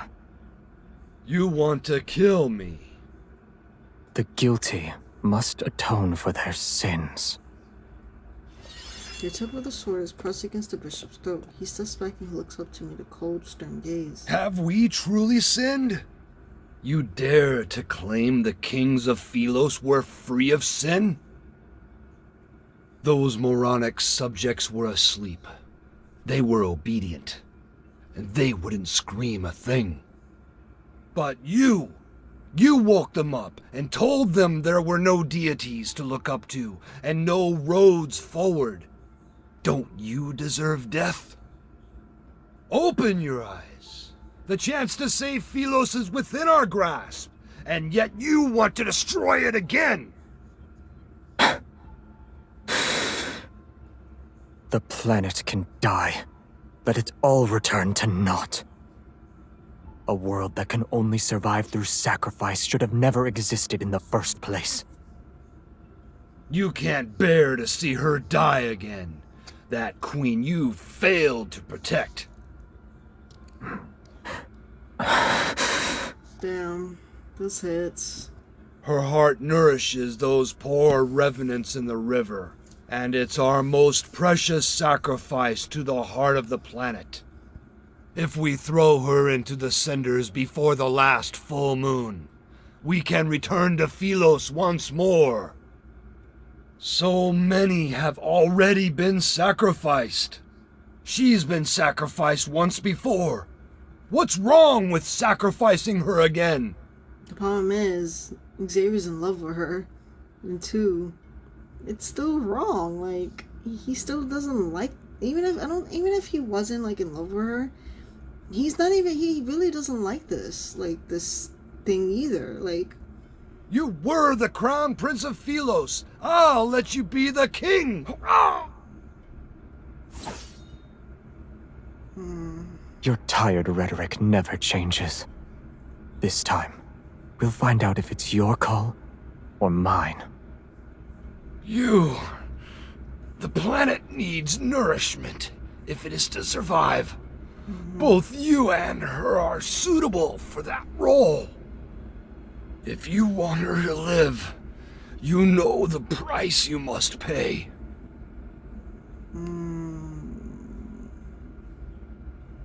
So it's like, instead of her, just take me. Moonlight bathes the forest in a silver-gray hue. Some windows in the distant city remains brightly lit. This is the first time you stopped to listen to the Reverend's songs ever since this false world came into existence. If there's a God out there, please hear my wish. May my death not be meaningless. Should our prayers be answered, we willingly surrender our freedom to a false faith.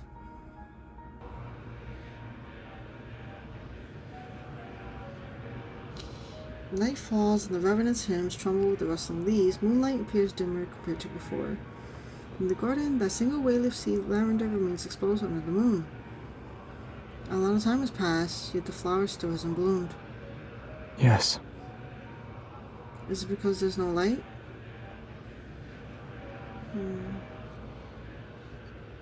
It needs to be somewhere with light. Is your horse truly nameless? He thinks for a few seconds, and his voice is certain this time. Shadowbind. I only thought of it now. Okay. With a new name, Shadowbind tosses his head and neighs loudly. I try to stroke his mane. He nestles in my palm this time. After our first horseback ride, he disappeared because he was tired. Mm-hmm. Do you want him to take you on another ride along the riverside? I accept his offer, and so we leave the castle. With Moonlight as our guide, Shadowmine brings us down the mountain. The castle and mountains disappear behind us. Wind races through our hair, and dry branches sweep past our ears. We ride past burial grounds and abandoned cities. Fireflies sparkle between blades of grass, and the frostbite mountain paths bend beneath us under the moon. Shackles, boundaries, cities, and fate itself are left behind in this rush of wind. We race into the night as it deepens and charges towards the boundless horizon.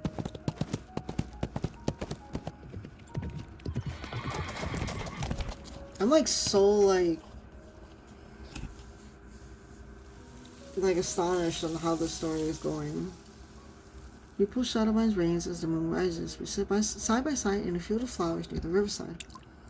I tear blades of grass into pieces and drop them into the water one by one. Some sink and others are blown away by the wind. When he notices I've entangled the ends of his hair around a flower stem, he doesn't get angry. He slowly untangles it instead.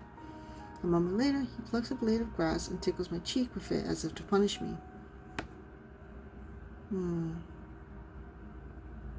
Time passes. He takes my wrist and puts a small bracelet woven with lumen flora on it. It's tight. Are you afraid I get lost? Yes. The mountain wind is cold. The stream's water and moonlight spread out to create a silvery gray glow that rests on his shoulders. It feels like they're spending one last moment together. That's how it feels like here. My eyes are half closed when I rest my head on his lap. It's so comfortable that I almost fall asleep. Who are you planning to give that flower to? You. I froze for a second. I hadn't told him my memories were coming back, but a thought started to form. Maybe Xavier had known who I was all along. But I didn't know why he kept it from me, or what he's really been through after I left. The past was like those rusted swords hidden in the flowers, left behind and forgotten. I remember the sword he once wielded was reminiscent of Moonlight. It's just like him. Do you know how to use a certain kind of sword, Xavier? Why do you ask? I grabbed two rusty swords from the grass and tossed one to him. It's nothing. I realized we haven't even sparred once. Using identical swords make our duel fail. Alright. Yeah, they used to both practice together a lot in the past. Your strikes are too slow. Yet I still managed to block your attack. 10 moves, 20 moves, these techniques are all too familiar. He extends his fingers, slides his hand down on my blade, and strikes my wrist. A tingly numbness shoots through my wrist, and I almost drop my sword. You... Stay focused when you spar. Who taught you that?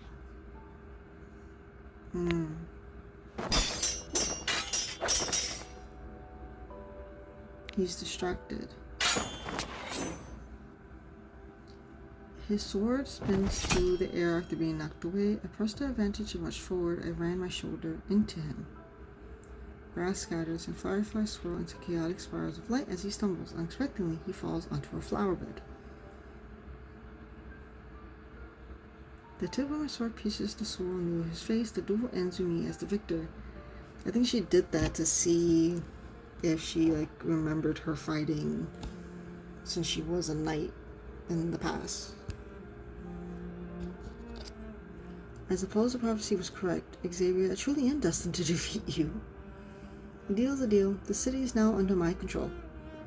Instead of struggling, he calmly tilts his head to the side and places his palm over my sword hand. I remember you saying you'd stand by my side. If that's the case, then our swords should be pointing in the same direction. Well... You still haven't told me who taught you that move. Satisfied with my evasive answer, he brings that up again. I don't know. If you've never seen it before, then I can only guess it's unrelated to you. He raises his hand and his fingertips almost touch the blade. He turns his wrist. Before I can react, he flips out positions. Holding my wrist, he pins me down. Xavier, our duel already ended. You didn't say we should stop? so it wasn't over yet. Instead of backing away, he leans in. His nose almost brushes against my face. I taught you that move. You said our short swords should be pointing in the same direction. I also said that soft-hearted individuals cannot become a ruler. I should have gone all out. Can I claim my prize now? I push him away. I'm about to stand when the kiss suddenly lands on my forehead.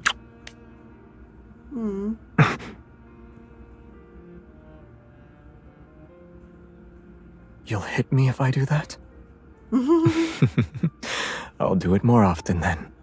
I won't fight back. Oh, it's like I want more kisses, or do more kisses and stuff. On the way back, he carried me on his back in silence, his figure seeming to hold up the entire night around us. He's willing to tell me stories about his past this time. How wonderful was this forgotten queen? Very. Maybe you're the only one who thinks so. Many of Philos' myths and stories exist because of her. She issued an order that forbade anyone from entering that man-eating forest. She offended the entire Council of Elders. Sacrificing yourself is a simple matter. Bearing condemnation while walking into darkness is not. Perhaps the Mad King, who's condemned by all, is the person who can save Philos. Remembering the rumors I've heard from those little revenants, I gently tapped him on the shoulder. A book said he refused every marriage proposal sent his way. Is that true? What do you think? Holding back a smile, I ran my fingers through his hair. I messed it up before slowly combing my fingers through it to make it neat again. If this tree of life doesn't exist, will all of us be unable to return? I catch a glimpse of fleeting sadness in his eyes this time. If everything must fade away, then I wish I could stay in this moment forever.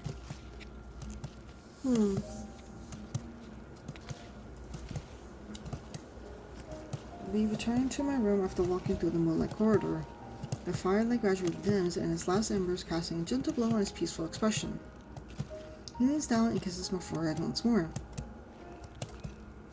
Don't overthink it. Rest. You'll feel better soon enough.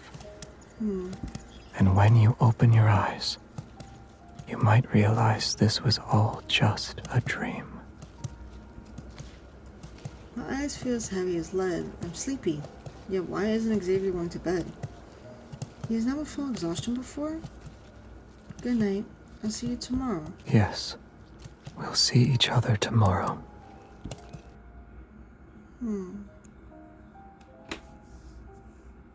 I recognized you the moment I saw you. Oh, damn. When you return to Philos and see I'm not there, will you be angry that I deceived you again? There's a spaceship docked at the northern edge of Starfall Forest. It should still be working. Coordinates have already been inputted into the navigation system. You can leave if you want. It'll take you to that beautiful little planet. Come on.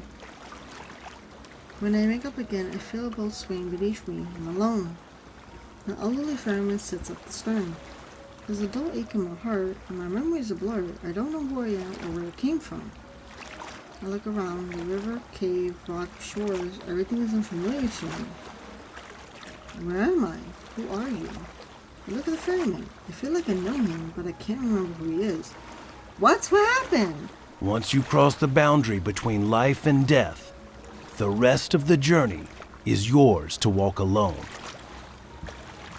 For some reason, I'm clutching an oddly shaped fragment. It emits a faint glow in response to the energy flowing from my heart. The boat enters a narrow cave passage. The sound of water droplets echoes and strikes my ears. Before long, the boat gently runs aground. It rests at the shore before a hazy halo of light. Everything is immersed in the soft, gentle radiance. Motionless, I stand where I am. I cannot suppress the feeling that behind the light lies an invisible force, is drawing me in. The faint sound of the wind approaches from a distance as if it's coming from the entrance to another world. What? What is happening? When my palm touches that light, a blinding radiance surges like the tide to engulf me. Whoa! When I open my eyes again, I find myself in an unknown place. There is no sky above and no earth under me. The world floats in a sea of consciousness. The air is moist and seemingly flowing with life. I can't almost believe I'm positioned at the end of a circulatory system that's making its way back around. What is that? This is the actual tree of life then. Countless fine veins of light extend from a main trunk, the rhythmic flow resembling the breathing of a large organism. It's a beautiful and enormous tree. Go a little further ahead, and you can return to where everything began. What? Who are you? Our fates are similar, and yet they are different. I sensed your presence when you entered the heart of the planet. The heart of the planet. I feel like I know that place very well. You must be feeling very confused right now. Wherever there is light, the shadow must follow, and together they'll coexist. Likewise, Cindersfell is the shadow of Philos. Oh, okay, yeah. It is also a failed possibility that continues to expand. So Cindersfell is heading towards the destruction too. Why am I here then? Just like how you saved Philos, you possess the power to save the city of Revenants. So we could save both. Old memories washes over me. I sat on the throne and waited for a long time, but my knight never returned to me. They told me the only way to save this planet is for me to walk into the heart of the planet. But if I'm willing to become nourishment for Philos, then why do I still feel pain and loneliness? Was I not prepared to be sacrificed? Was I waiting for someone to find me? Wow, because you were waiting for Xavier the whole time. But this time I refuse to repeat the same mistake. I refuse to be Philos' salvation, and I refuse to be everyone's hope. The Chosen One is nothing more than a tool for selfish people who want to keep their immortality. Be it in Philos or in the City of Evidence, it's all the same. You are correct. Philos' destruction cannot be prevented. There was once a king. When he was still a knight, he reached the same conclusion. To truly save those trapped in eternity, one must return to the correct divergence point and create new possibilities. The current Cindersfell is but a false branch. It's a tributary destined to run dry. Are you talking about going back in time? When is the correct divergent point?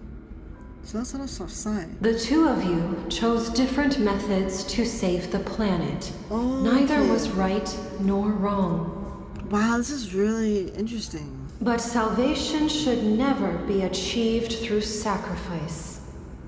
The path of backtracking is dangerous. Success is far from guaranteed. I remember him bidding me farewell in the empty palace. His lonely figure walked away from the world court. From that moment, the two of us and the planet we inhabited created different tributaries of fate. The ether core within you shares the same origin as this planet. Its power is from the depths of the cosmos. The protocore will mend the fractures in this world and allow that eternal city to become a reality. Before its power is depleted, it can grant you one last choice. You can return to the divergence point he created, or remain in this false Philos. Would the divergent point he created, would that actually be the main story? Of like, oh my god, this is actually... Everything is in your hands this time. There's like so many timelines in this that makes Philos here. However, I must warn you, if you choose to return to the past, this world will immediately collapse. Philos' fate might find a new hope, or it will march toward irreversible destruction once more. Even you shall become an unknown variable. Have you decided? Oh, you just want to go back. In the boundless passage of time, eternity is nothing but stagnation, and existing in such a state is meaningless. More importantly, Xavier shouldn't be trapped in the darkness. How the hell? So... The light fades, and I feel my body becoming solid again as I return to the entrance of the cave. I come to my senses and look at my hands. They gradually become transparent. Does that mean this world is collapsing? The ferryman waits silently at the cave entrance. Only when he sees me emerge does he smile. Go. You've made your decision, and I'm certain it's the best one. My dear child, I have always been proud of you, and you've been through so much. As your teacher, I owe you an apology. I stare at the old man's familiar face, yet I can't remember who he is. He says nothing else. He hugs me before giving me his oar. Wait! He doesn't stop, nor does he look back as he walks into the river. The water laps the shore and washes away his last footprints. What? The small boat rocks back and forth as it sails along the inky black river. Acting as my guide, the glowing orb of light that was hanging from the boat vanishes once the boat docks. Shadowboy anxiously paces back and forth along the riverside. He calls out to me when he spots me. Are you going to take me to him? Shadowboy stomps his hooves before galloping off with me on his back. We're heading to Sindersfell. In these final moments, I must be by his side. No matter what happens, we'll stand together. Oh my god!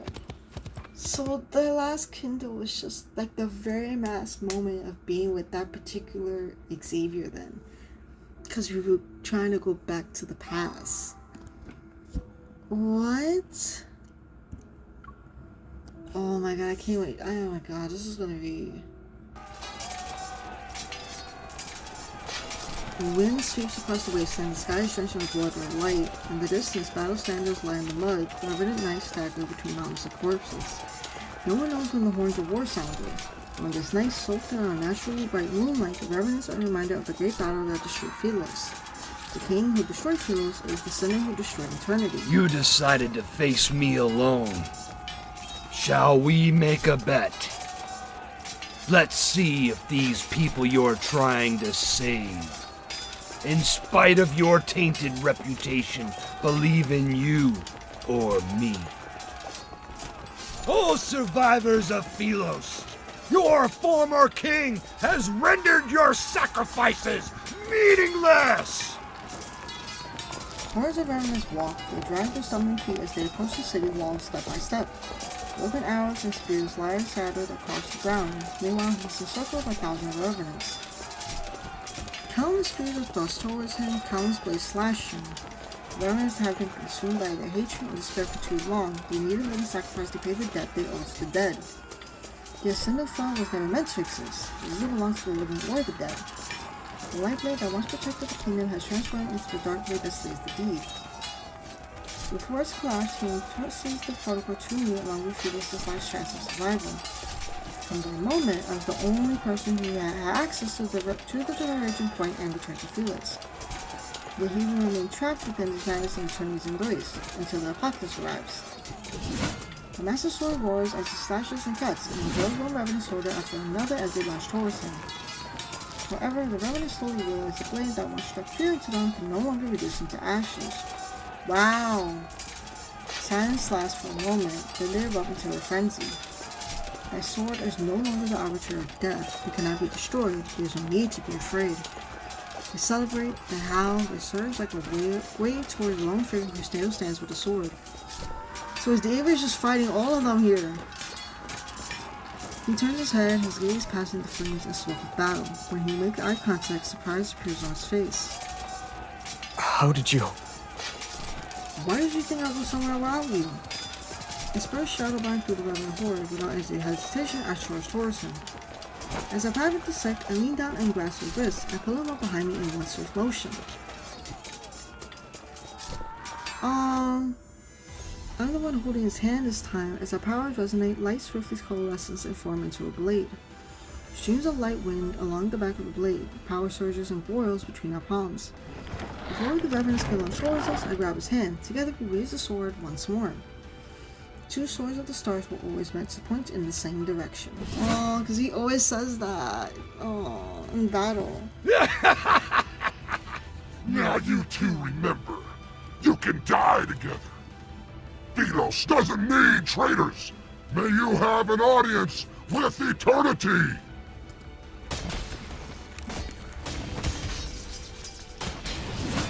The great sword delivered a mighty slash. The wind howls and the very fabric of reality shifts. Amidst violent tremors, a rift splits open the sky. Countless golden rays rain down and slice the dark clouds like sharpened blades.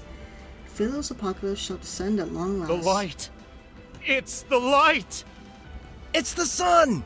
Oh god. We've returned to Philos! Our salvation! The sunlight is akin to a torrential downpour after a long drought. Delirious with joy, the revenants raise their hands and race towards the small hill formed by piles of armor. They're desperate to be the first ones to touch the light. Yet it is so dazzling and brilliant that it's impossible to look at. The revenants are forced to close their eyes.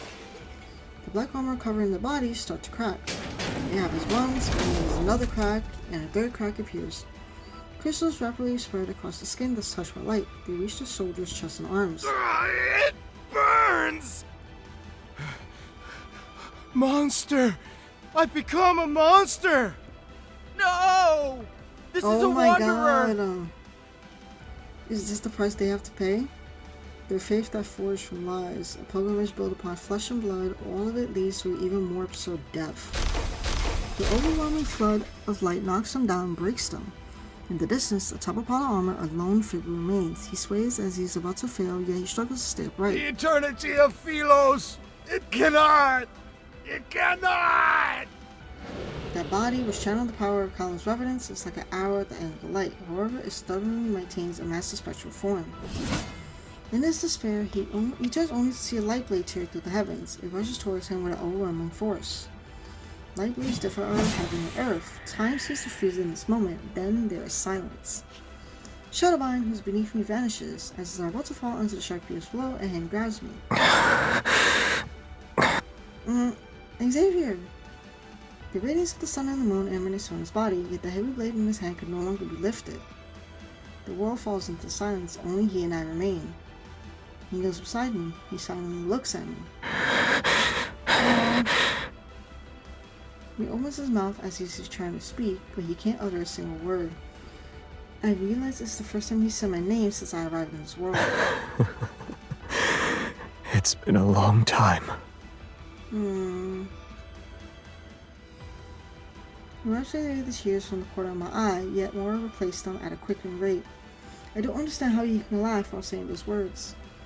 The most important person in my life left me for a faraway place, and thought he would never return. The days we spent apart grew longer than the days we stood side by side. Was this your choice? I shake my head, then I nod. He doesn't actually know my decision. Good. It's like they're actually fully reunited after everything. The choice you made must be the best one. No more flowers, petals mingle with ashes and float in the sky died in twilight. Our story is coming to an end.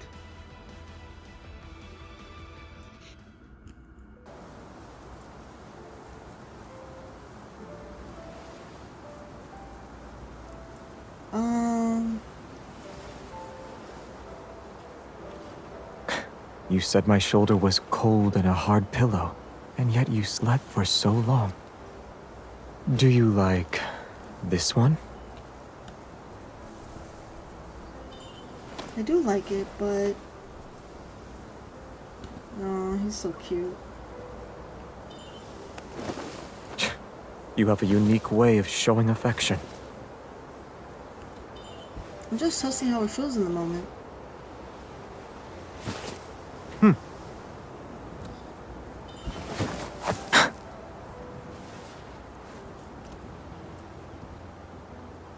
No, I didn't get it. It needs time to adjust to its new master.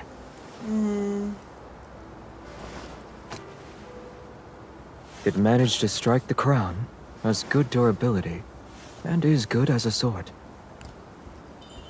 The sword is well made, but the storm has passed, and this world full of sunlight and flower fields.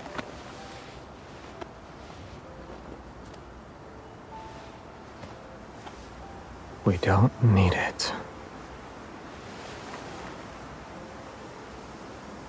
Looks like you've been enchanted. You miss it already? Of course not.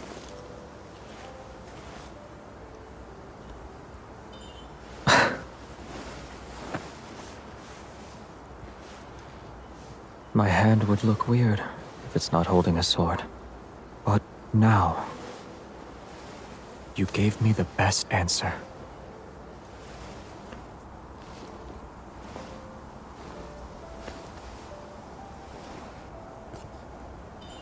It looks like a little bird's tail. The sunlight and flowers are too peaceful.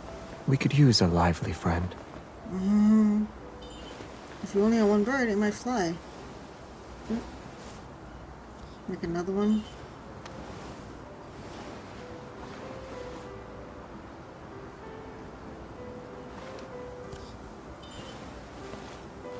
Oh, this is actually so sweet. When there's two of them, they're much together. It's like they're actually spending like a final Once they're moment used together. to caring for each other, they'll never be apart. Oh my god.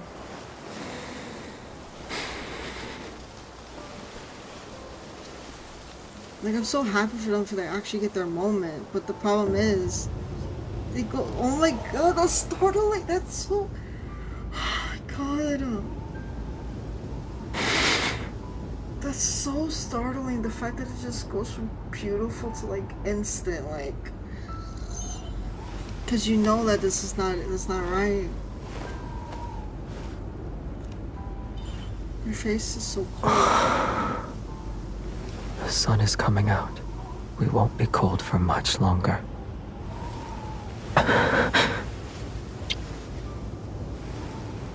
Damn.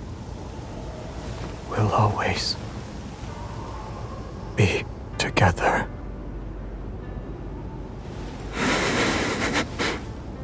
Like, they just stay like that.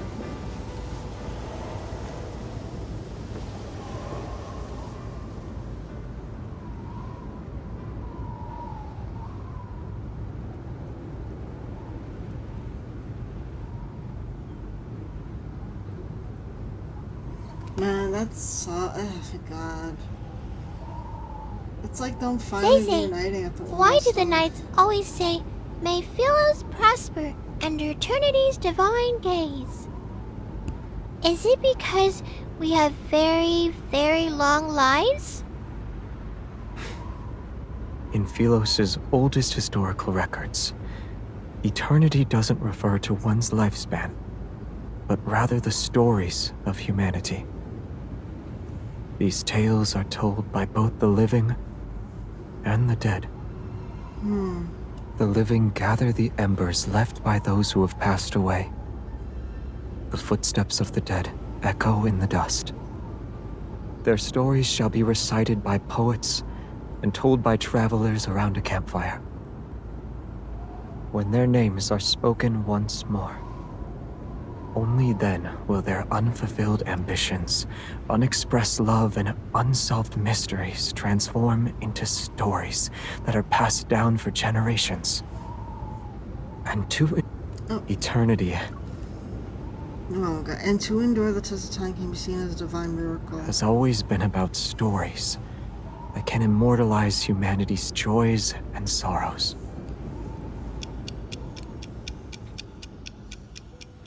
As soon as I let go of his hand, the world is released from some kind of restraint. Everything begins to move backward.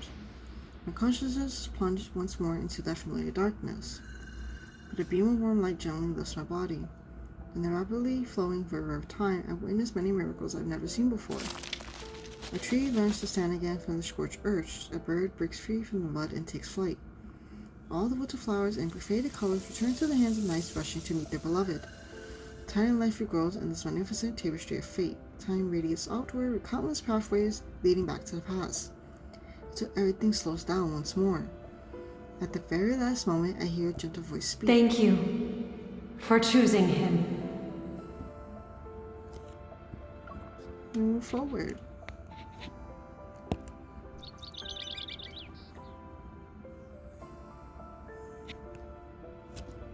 Outside the castle, the sky is clear and the air is crisp. The surrounding landscape sits in silence. The skylark song drifts down from above.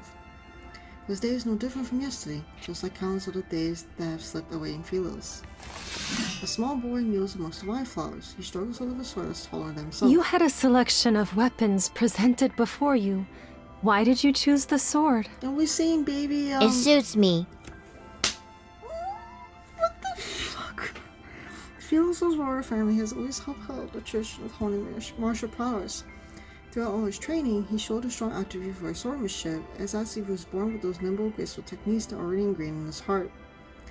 In less than a month, he surpassed the oldest students who were trained for a year. They say that once a knight takes the sword, they must shoulder the responsibility of protecting Philos.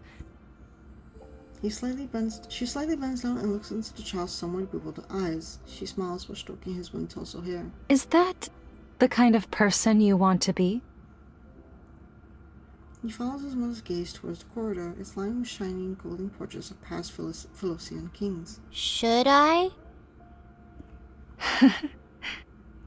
Predetermined answers aren't what makes us human. It's about embarking on a journey to find answers, even when you already know them.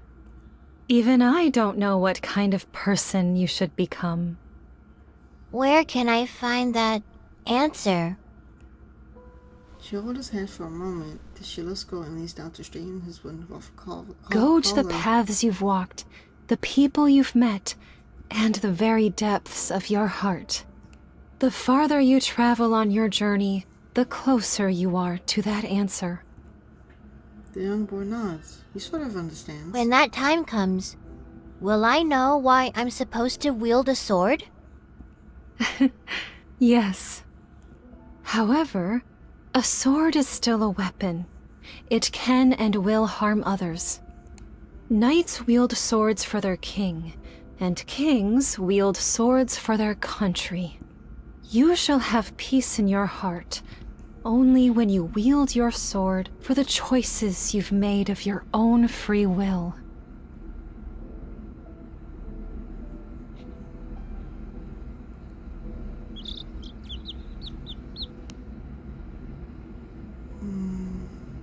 A field trip to a nearby star system?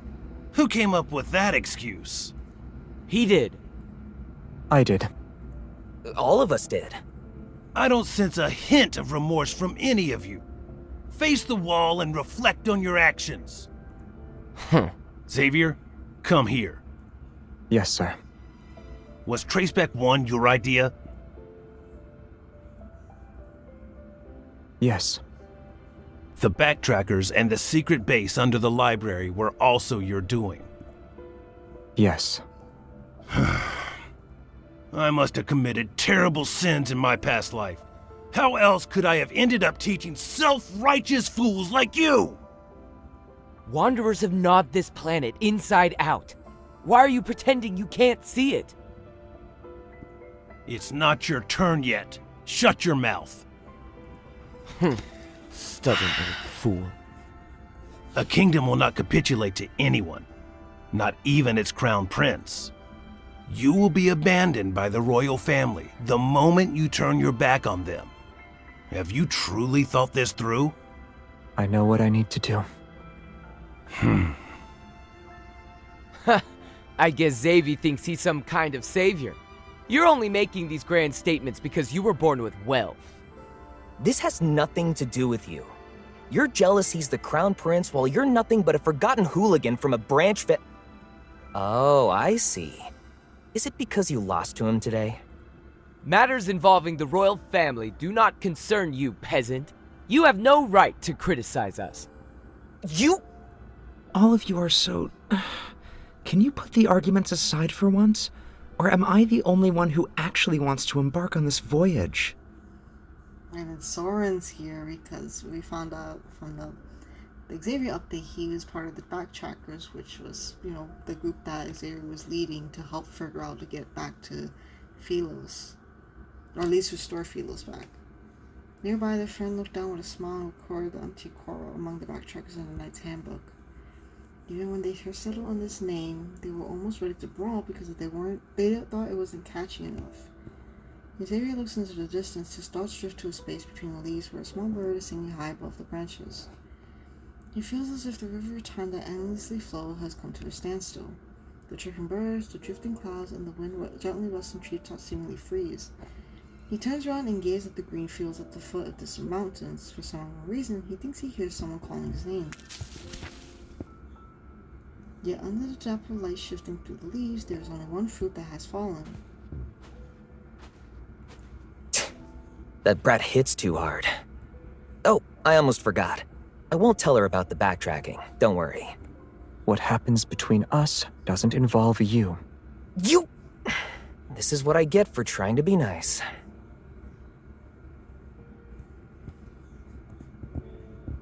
He's been trying to do things on his own this whole time. It's time to go. While I was resting in Silvercord, I heard them singing stories about you. You always worry that you aren't doing enough. But you're a good queen. You always will be.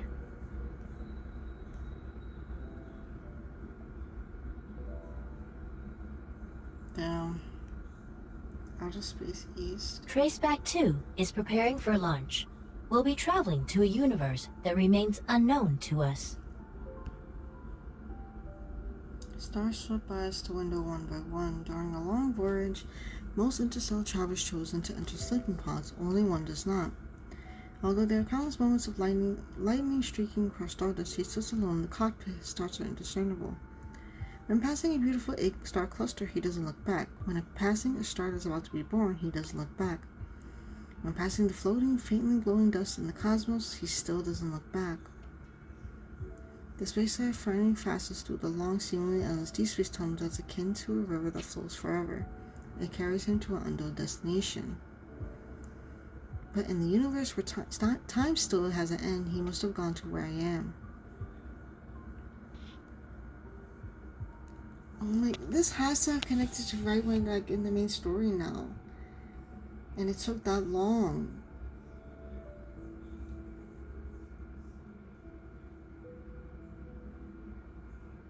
I don't know how to feel. I feel so, like, it's so odd seeing how this was like a different timeline with Philos being like an underworld-esque timeline. Where like it obviously takes place after like the Lightseeker myth, which we all know.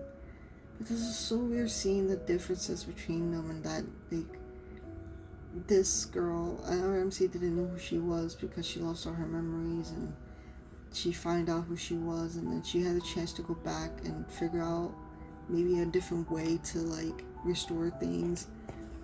And going back to seeing how Xavier was, how he's been planning this whole time to figure out a way to never do sacrifices ever again. And especially since I think when it involved MC, it got even worse. And that's why he left trying to find a way to find energy without having to sacrifice people. And like MC was waiting for him for so long and he never came back. And then when he finally did come back, it was too late. So and then I guess after he came back and after she was gone, he took the throne, he became king, and then everything went downhill from there. Especially since he obviously didn't want to use people anymore. That's why everybody considered him a traitor. That's probably why the planet fell, it got horrible. Everything got destroyed, and then that's why everybody blamed him, because he was like, you didn't want to sacrifice no one. Like, we've been through this whole time. Your whole family has done it, and you're the only one that doesn't want to do it. I don't know, that just... Let me see. Gift of Fate. At the end of the story, they left behind no goodbye, no traces. As some say, they can still hear the night wind and galloping hooves as if the two are still riding side by side. It was so nice to see that, knowing that underworld, like Philos was crumbling, is going to be away. She spent her last moments with him, and the fact that it was more like, since he remembered that past, and it was pretty much him 300, like a few hundred years later, it's interesting to be like, they were like seemingly reuniting finally for the first time in like in centuries, and they had like that one special moment together. But since obviously, you know, the place was ending, it just, the scenery going from so beautiful in the sea of flowers to just utter destruction because it was everything was crumbling around them was really crazy to see. And they didn't show her at all in the Lightseeker section of the ending, but it's just the fact that he's been trying his hardest to figure things out his entire life and didn't want to do what the Royal family was doing. And then the fact that the Backtrackers, which are already known in the main story because him and Jeremiah are still part of the group and they're still trying to figure out ways for Philos, but seeing like the rest of the group here, especially with Soren, which with the Xavier update, it's like really interesting to see all of it like coming together and how Xavier does things. This was really like, it broke my heart these past few. The last 4 chapters killed me. They almost brought me to tears. Seeing how Xavier was in chapter 6, thinking he was in a dream, but he wasn't. But yeah, that was a really good story. And I'm also just astonished at how good the story was, how he was in this, and how, you know, I don't know. I'm already dying here. But yeah, this was good. Seeing, like I said, it is a downfall of Philos because it was kind of a different spot. I'm assuming the diverging point that they're talking about is the main storyline of how the current timeline is. I don't fully know, but that was pretty crazy to say the least. The story was really great, and I'm highly happy I got this card and the set and how Xavier is, because I don't really know much of Xavier like that. I thought it was a really good thing to see how Xavier is here, seeing how he was in the past, and seeing little bits of what happened in the future after the Lightseeker myth ended. I thought this was really, really great. This was a fantastic, like, story. And, I don't know, high praises from me all around. This was really good. This was really, really good. But yeah, that's pretty much it for this very long video. I hope you guys have snacks and drinks for this long video. My throat, and I've been talking this whole, like, 3-hour session, and my throat is killing me at this point. But yeah, I hope you guys enjoyed this whole full story playthrough and seeing my reaction to his entire myth. What do you guys think of his myth? Did you guys like the myth as much as I did? The Kindle scenes were so beautiful, like always. I know some parts of my recording was like fucking splotchy because my internet, I guess, was splotching on me today and all that other shit, but whatever, it's all good. But I still enjoyed the story overall, and I hope you guys enjoyed the story and my reactions to the story as well. So yeah, thank you guys so much for watching this video. Like I said, sorry for the long video, so be prepared for snacks and drinks to watch this. And yeah, that's pretty much it. So thanks for watching, like, subscribe, and I'll talk to you guys in the next one. Bye bye.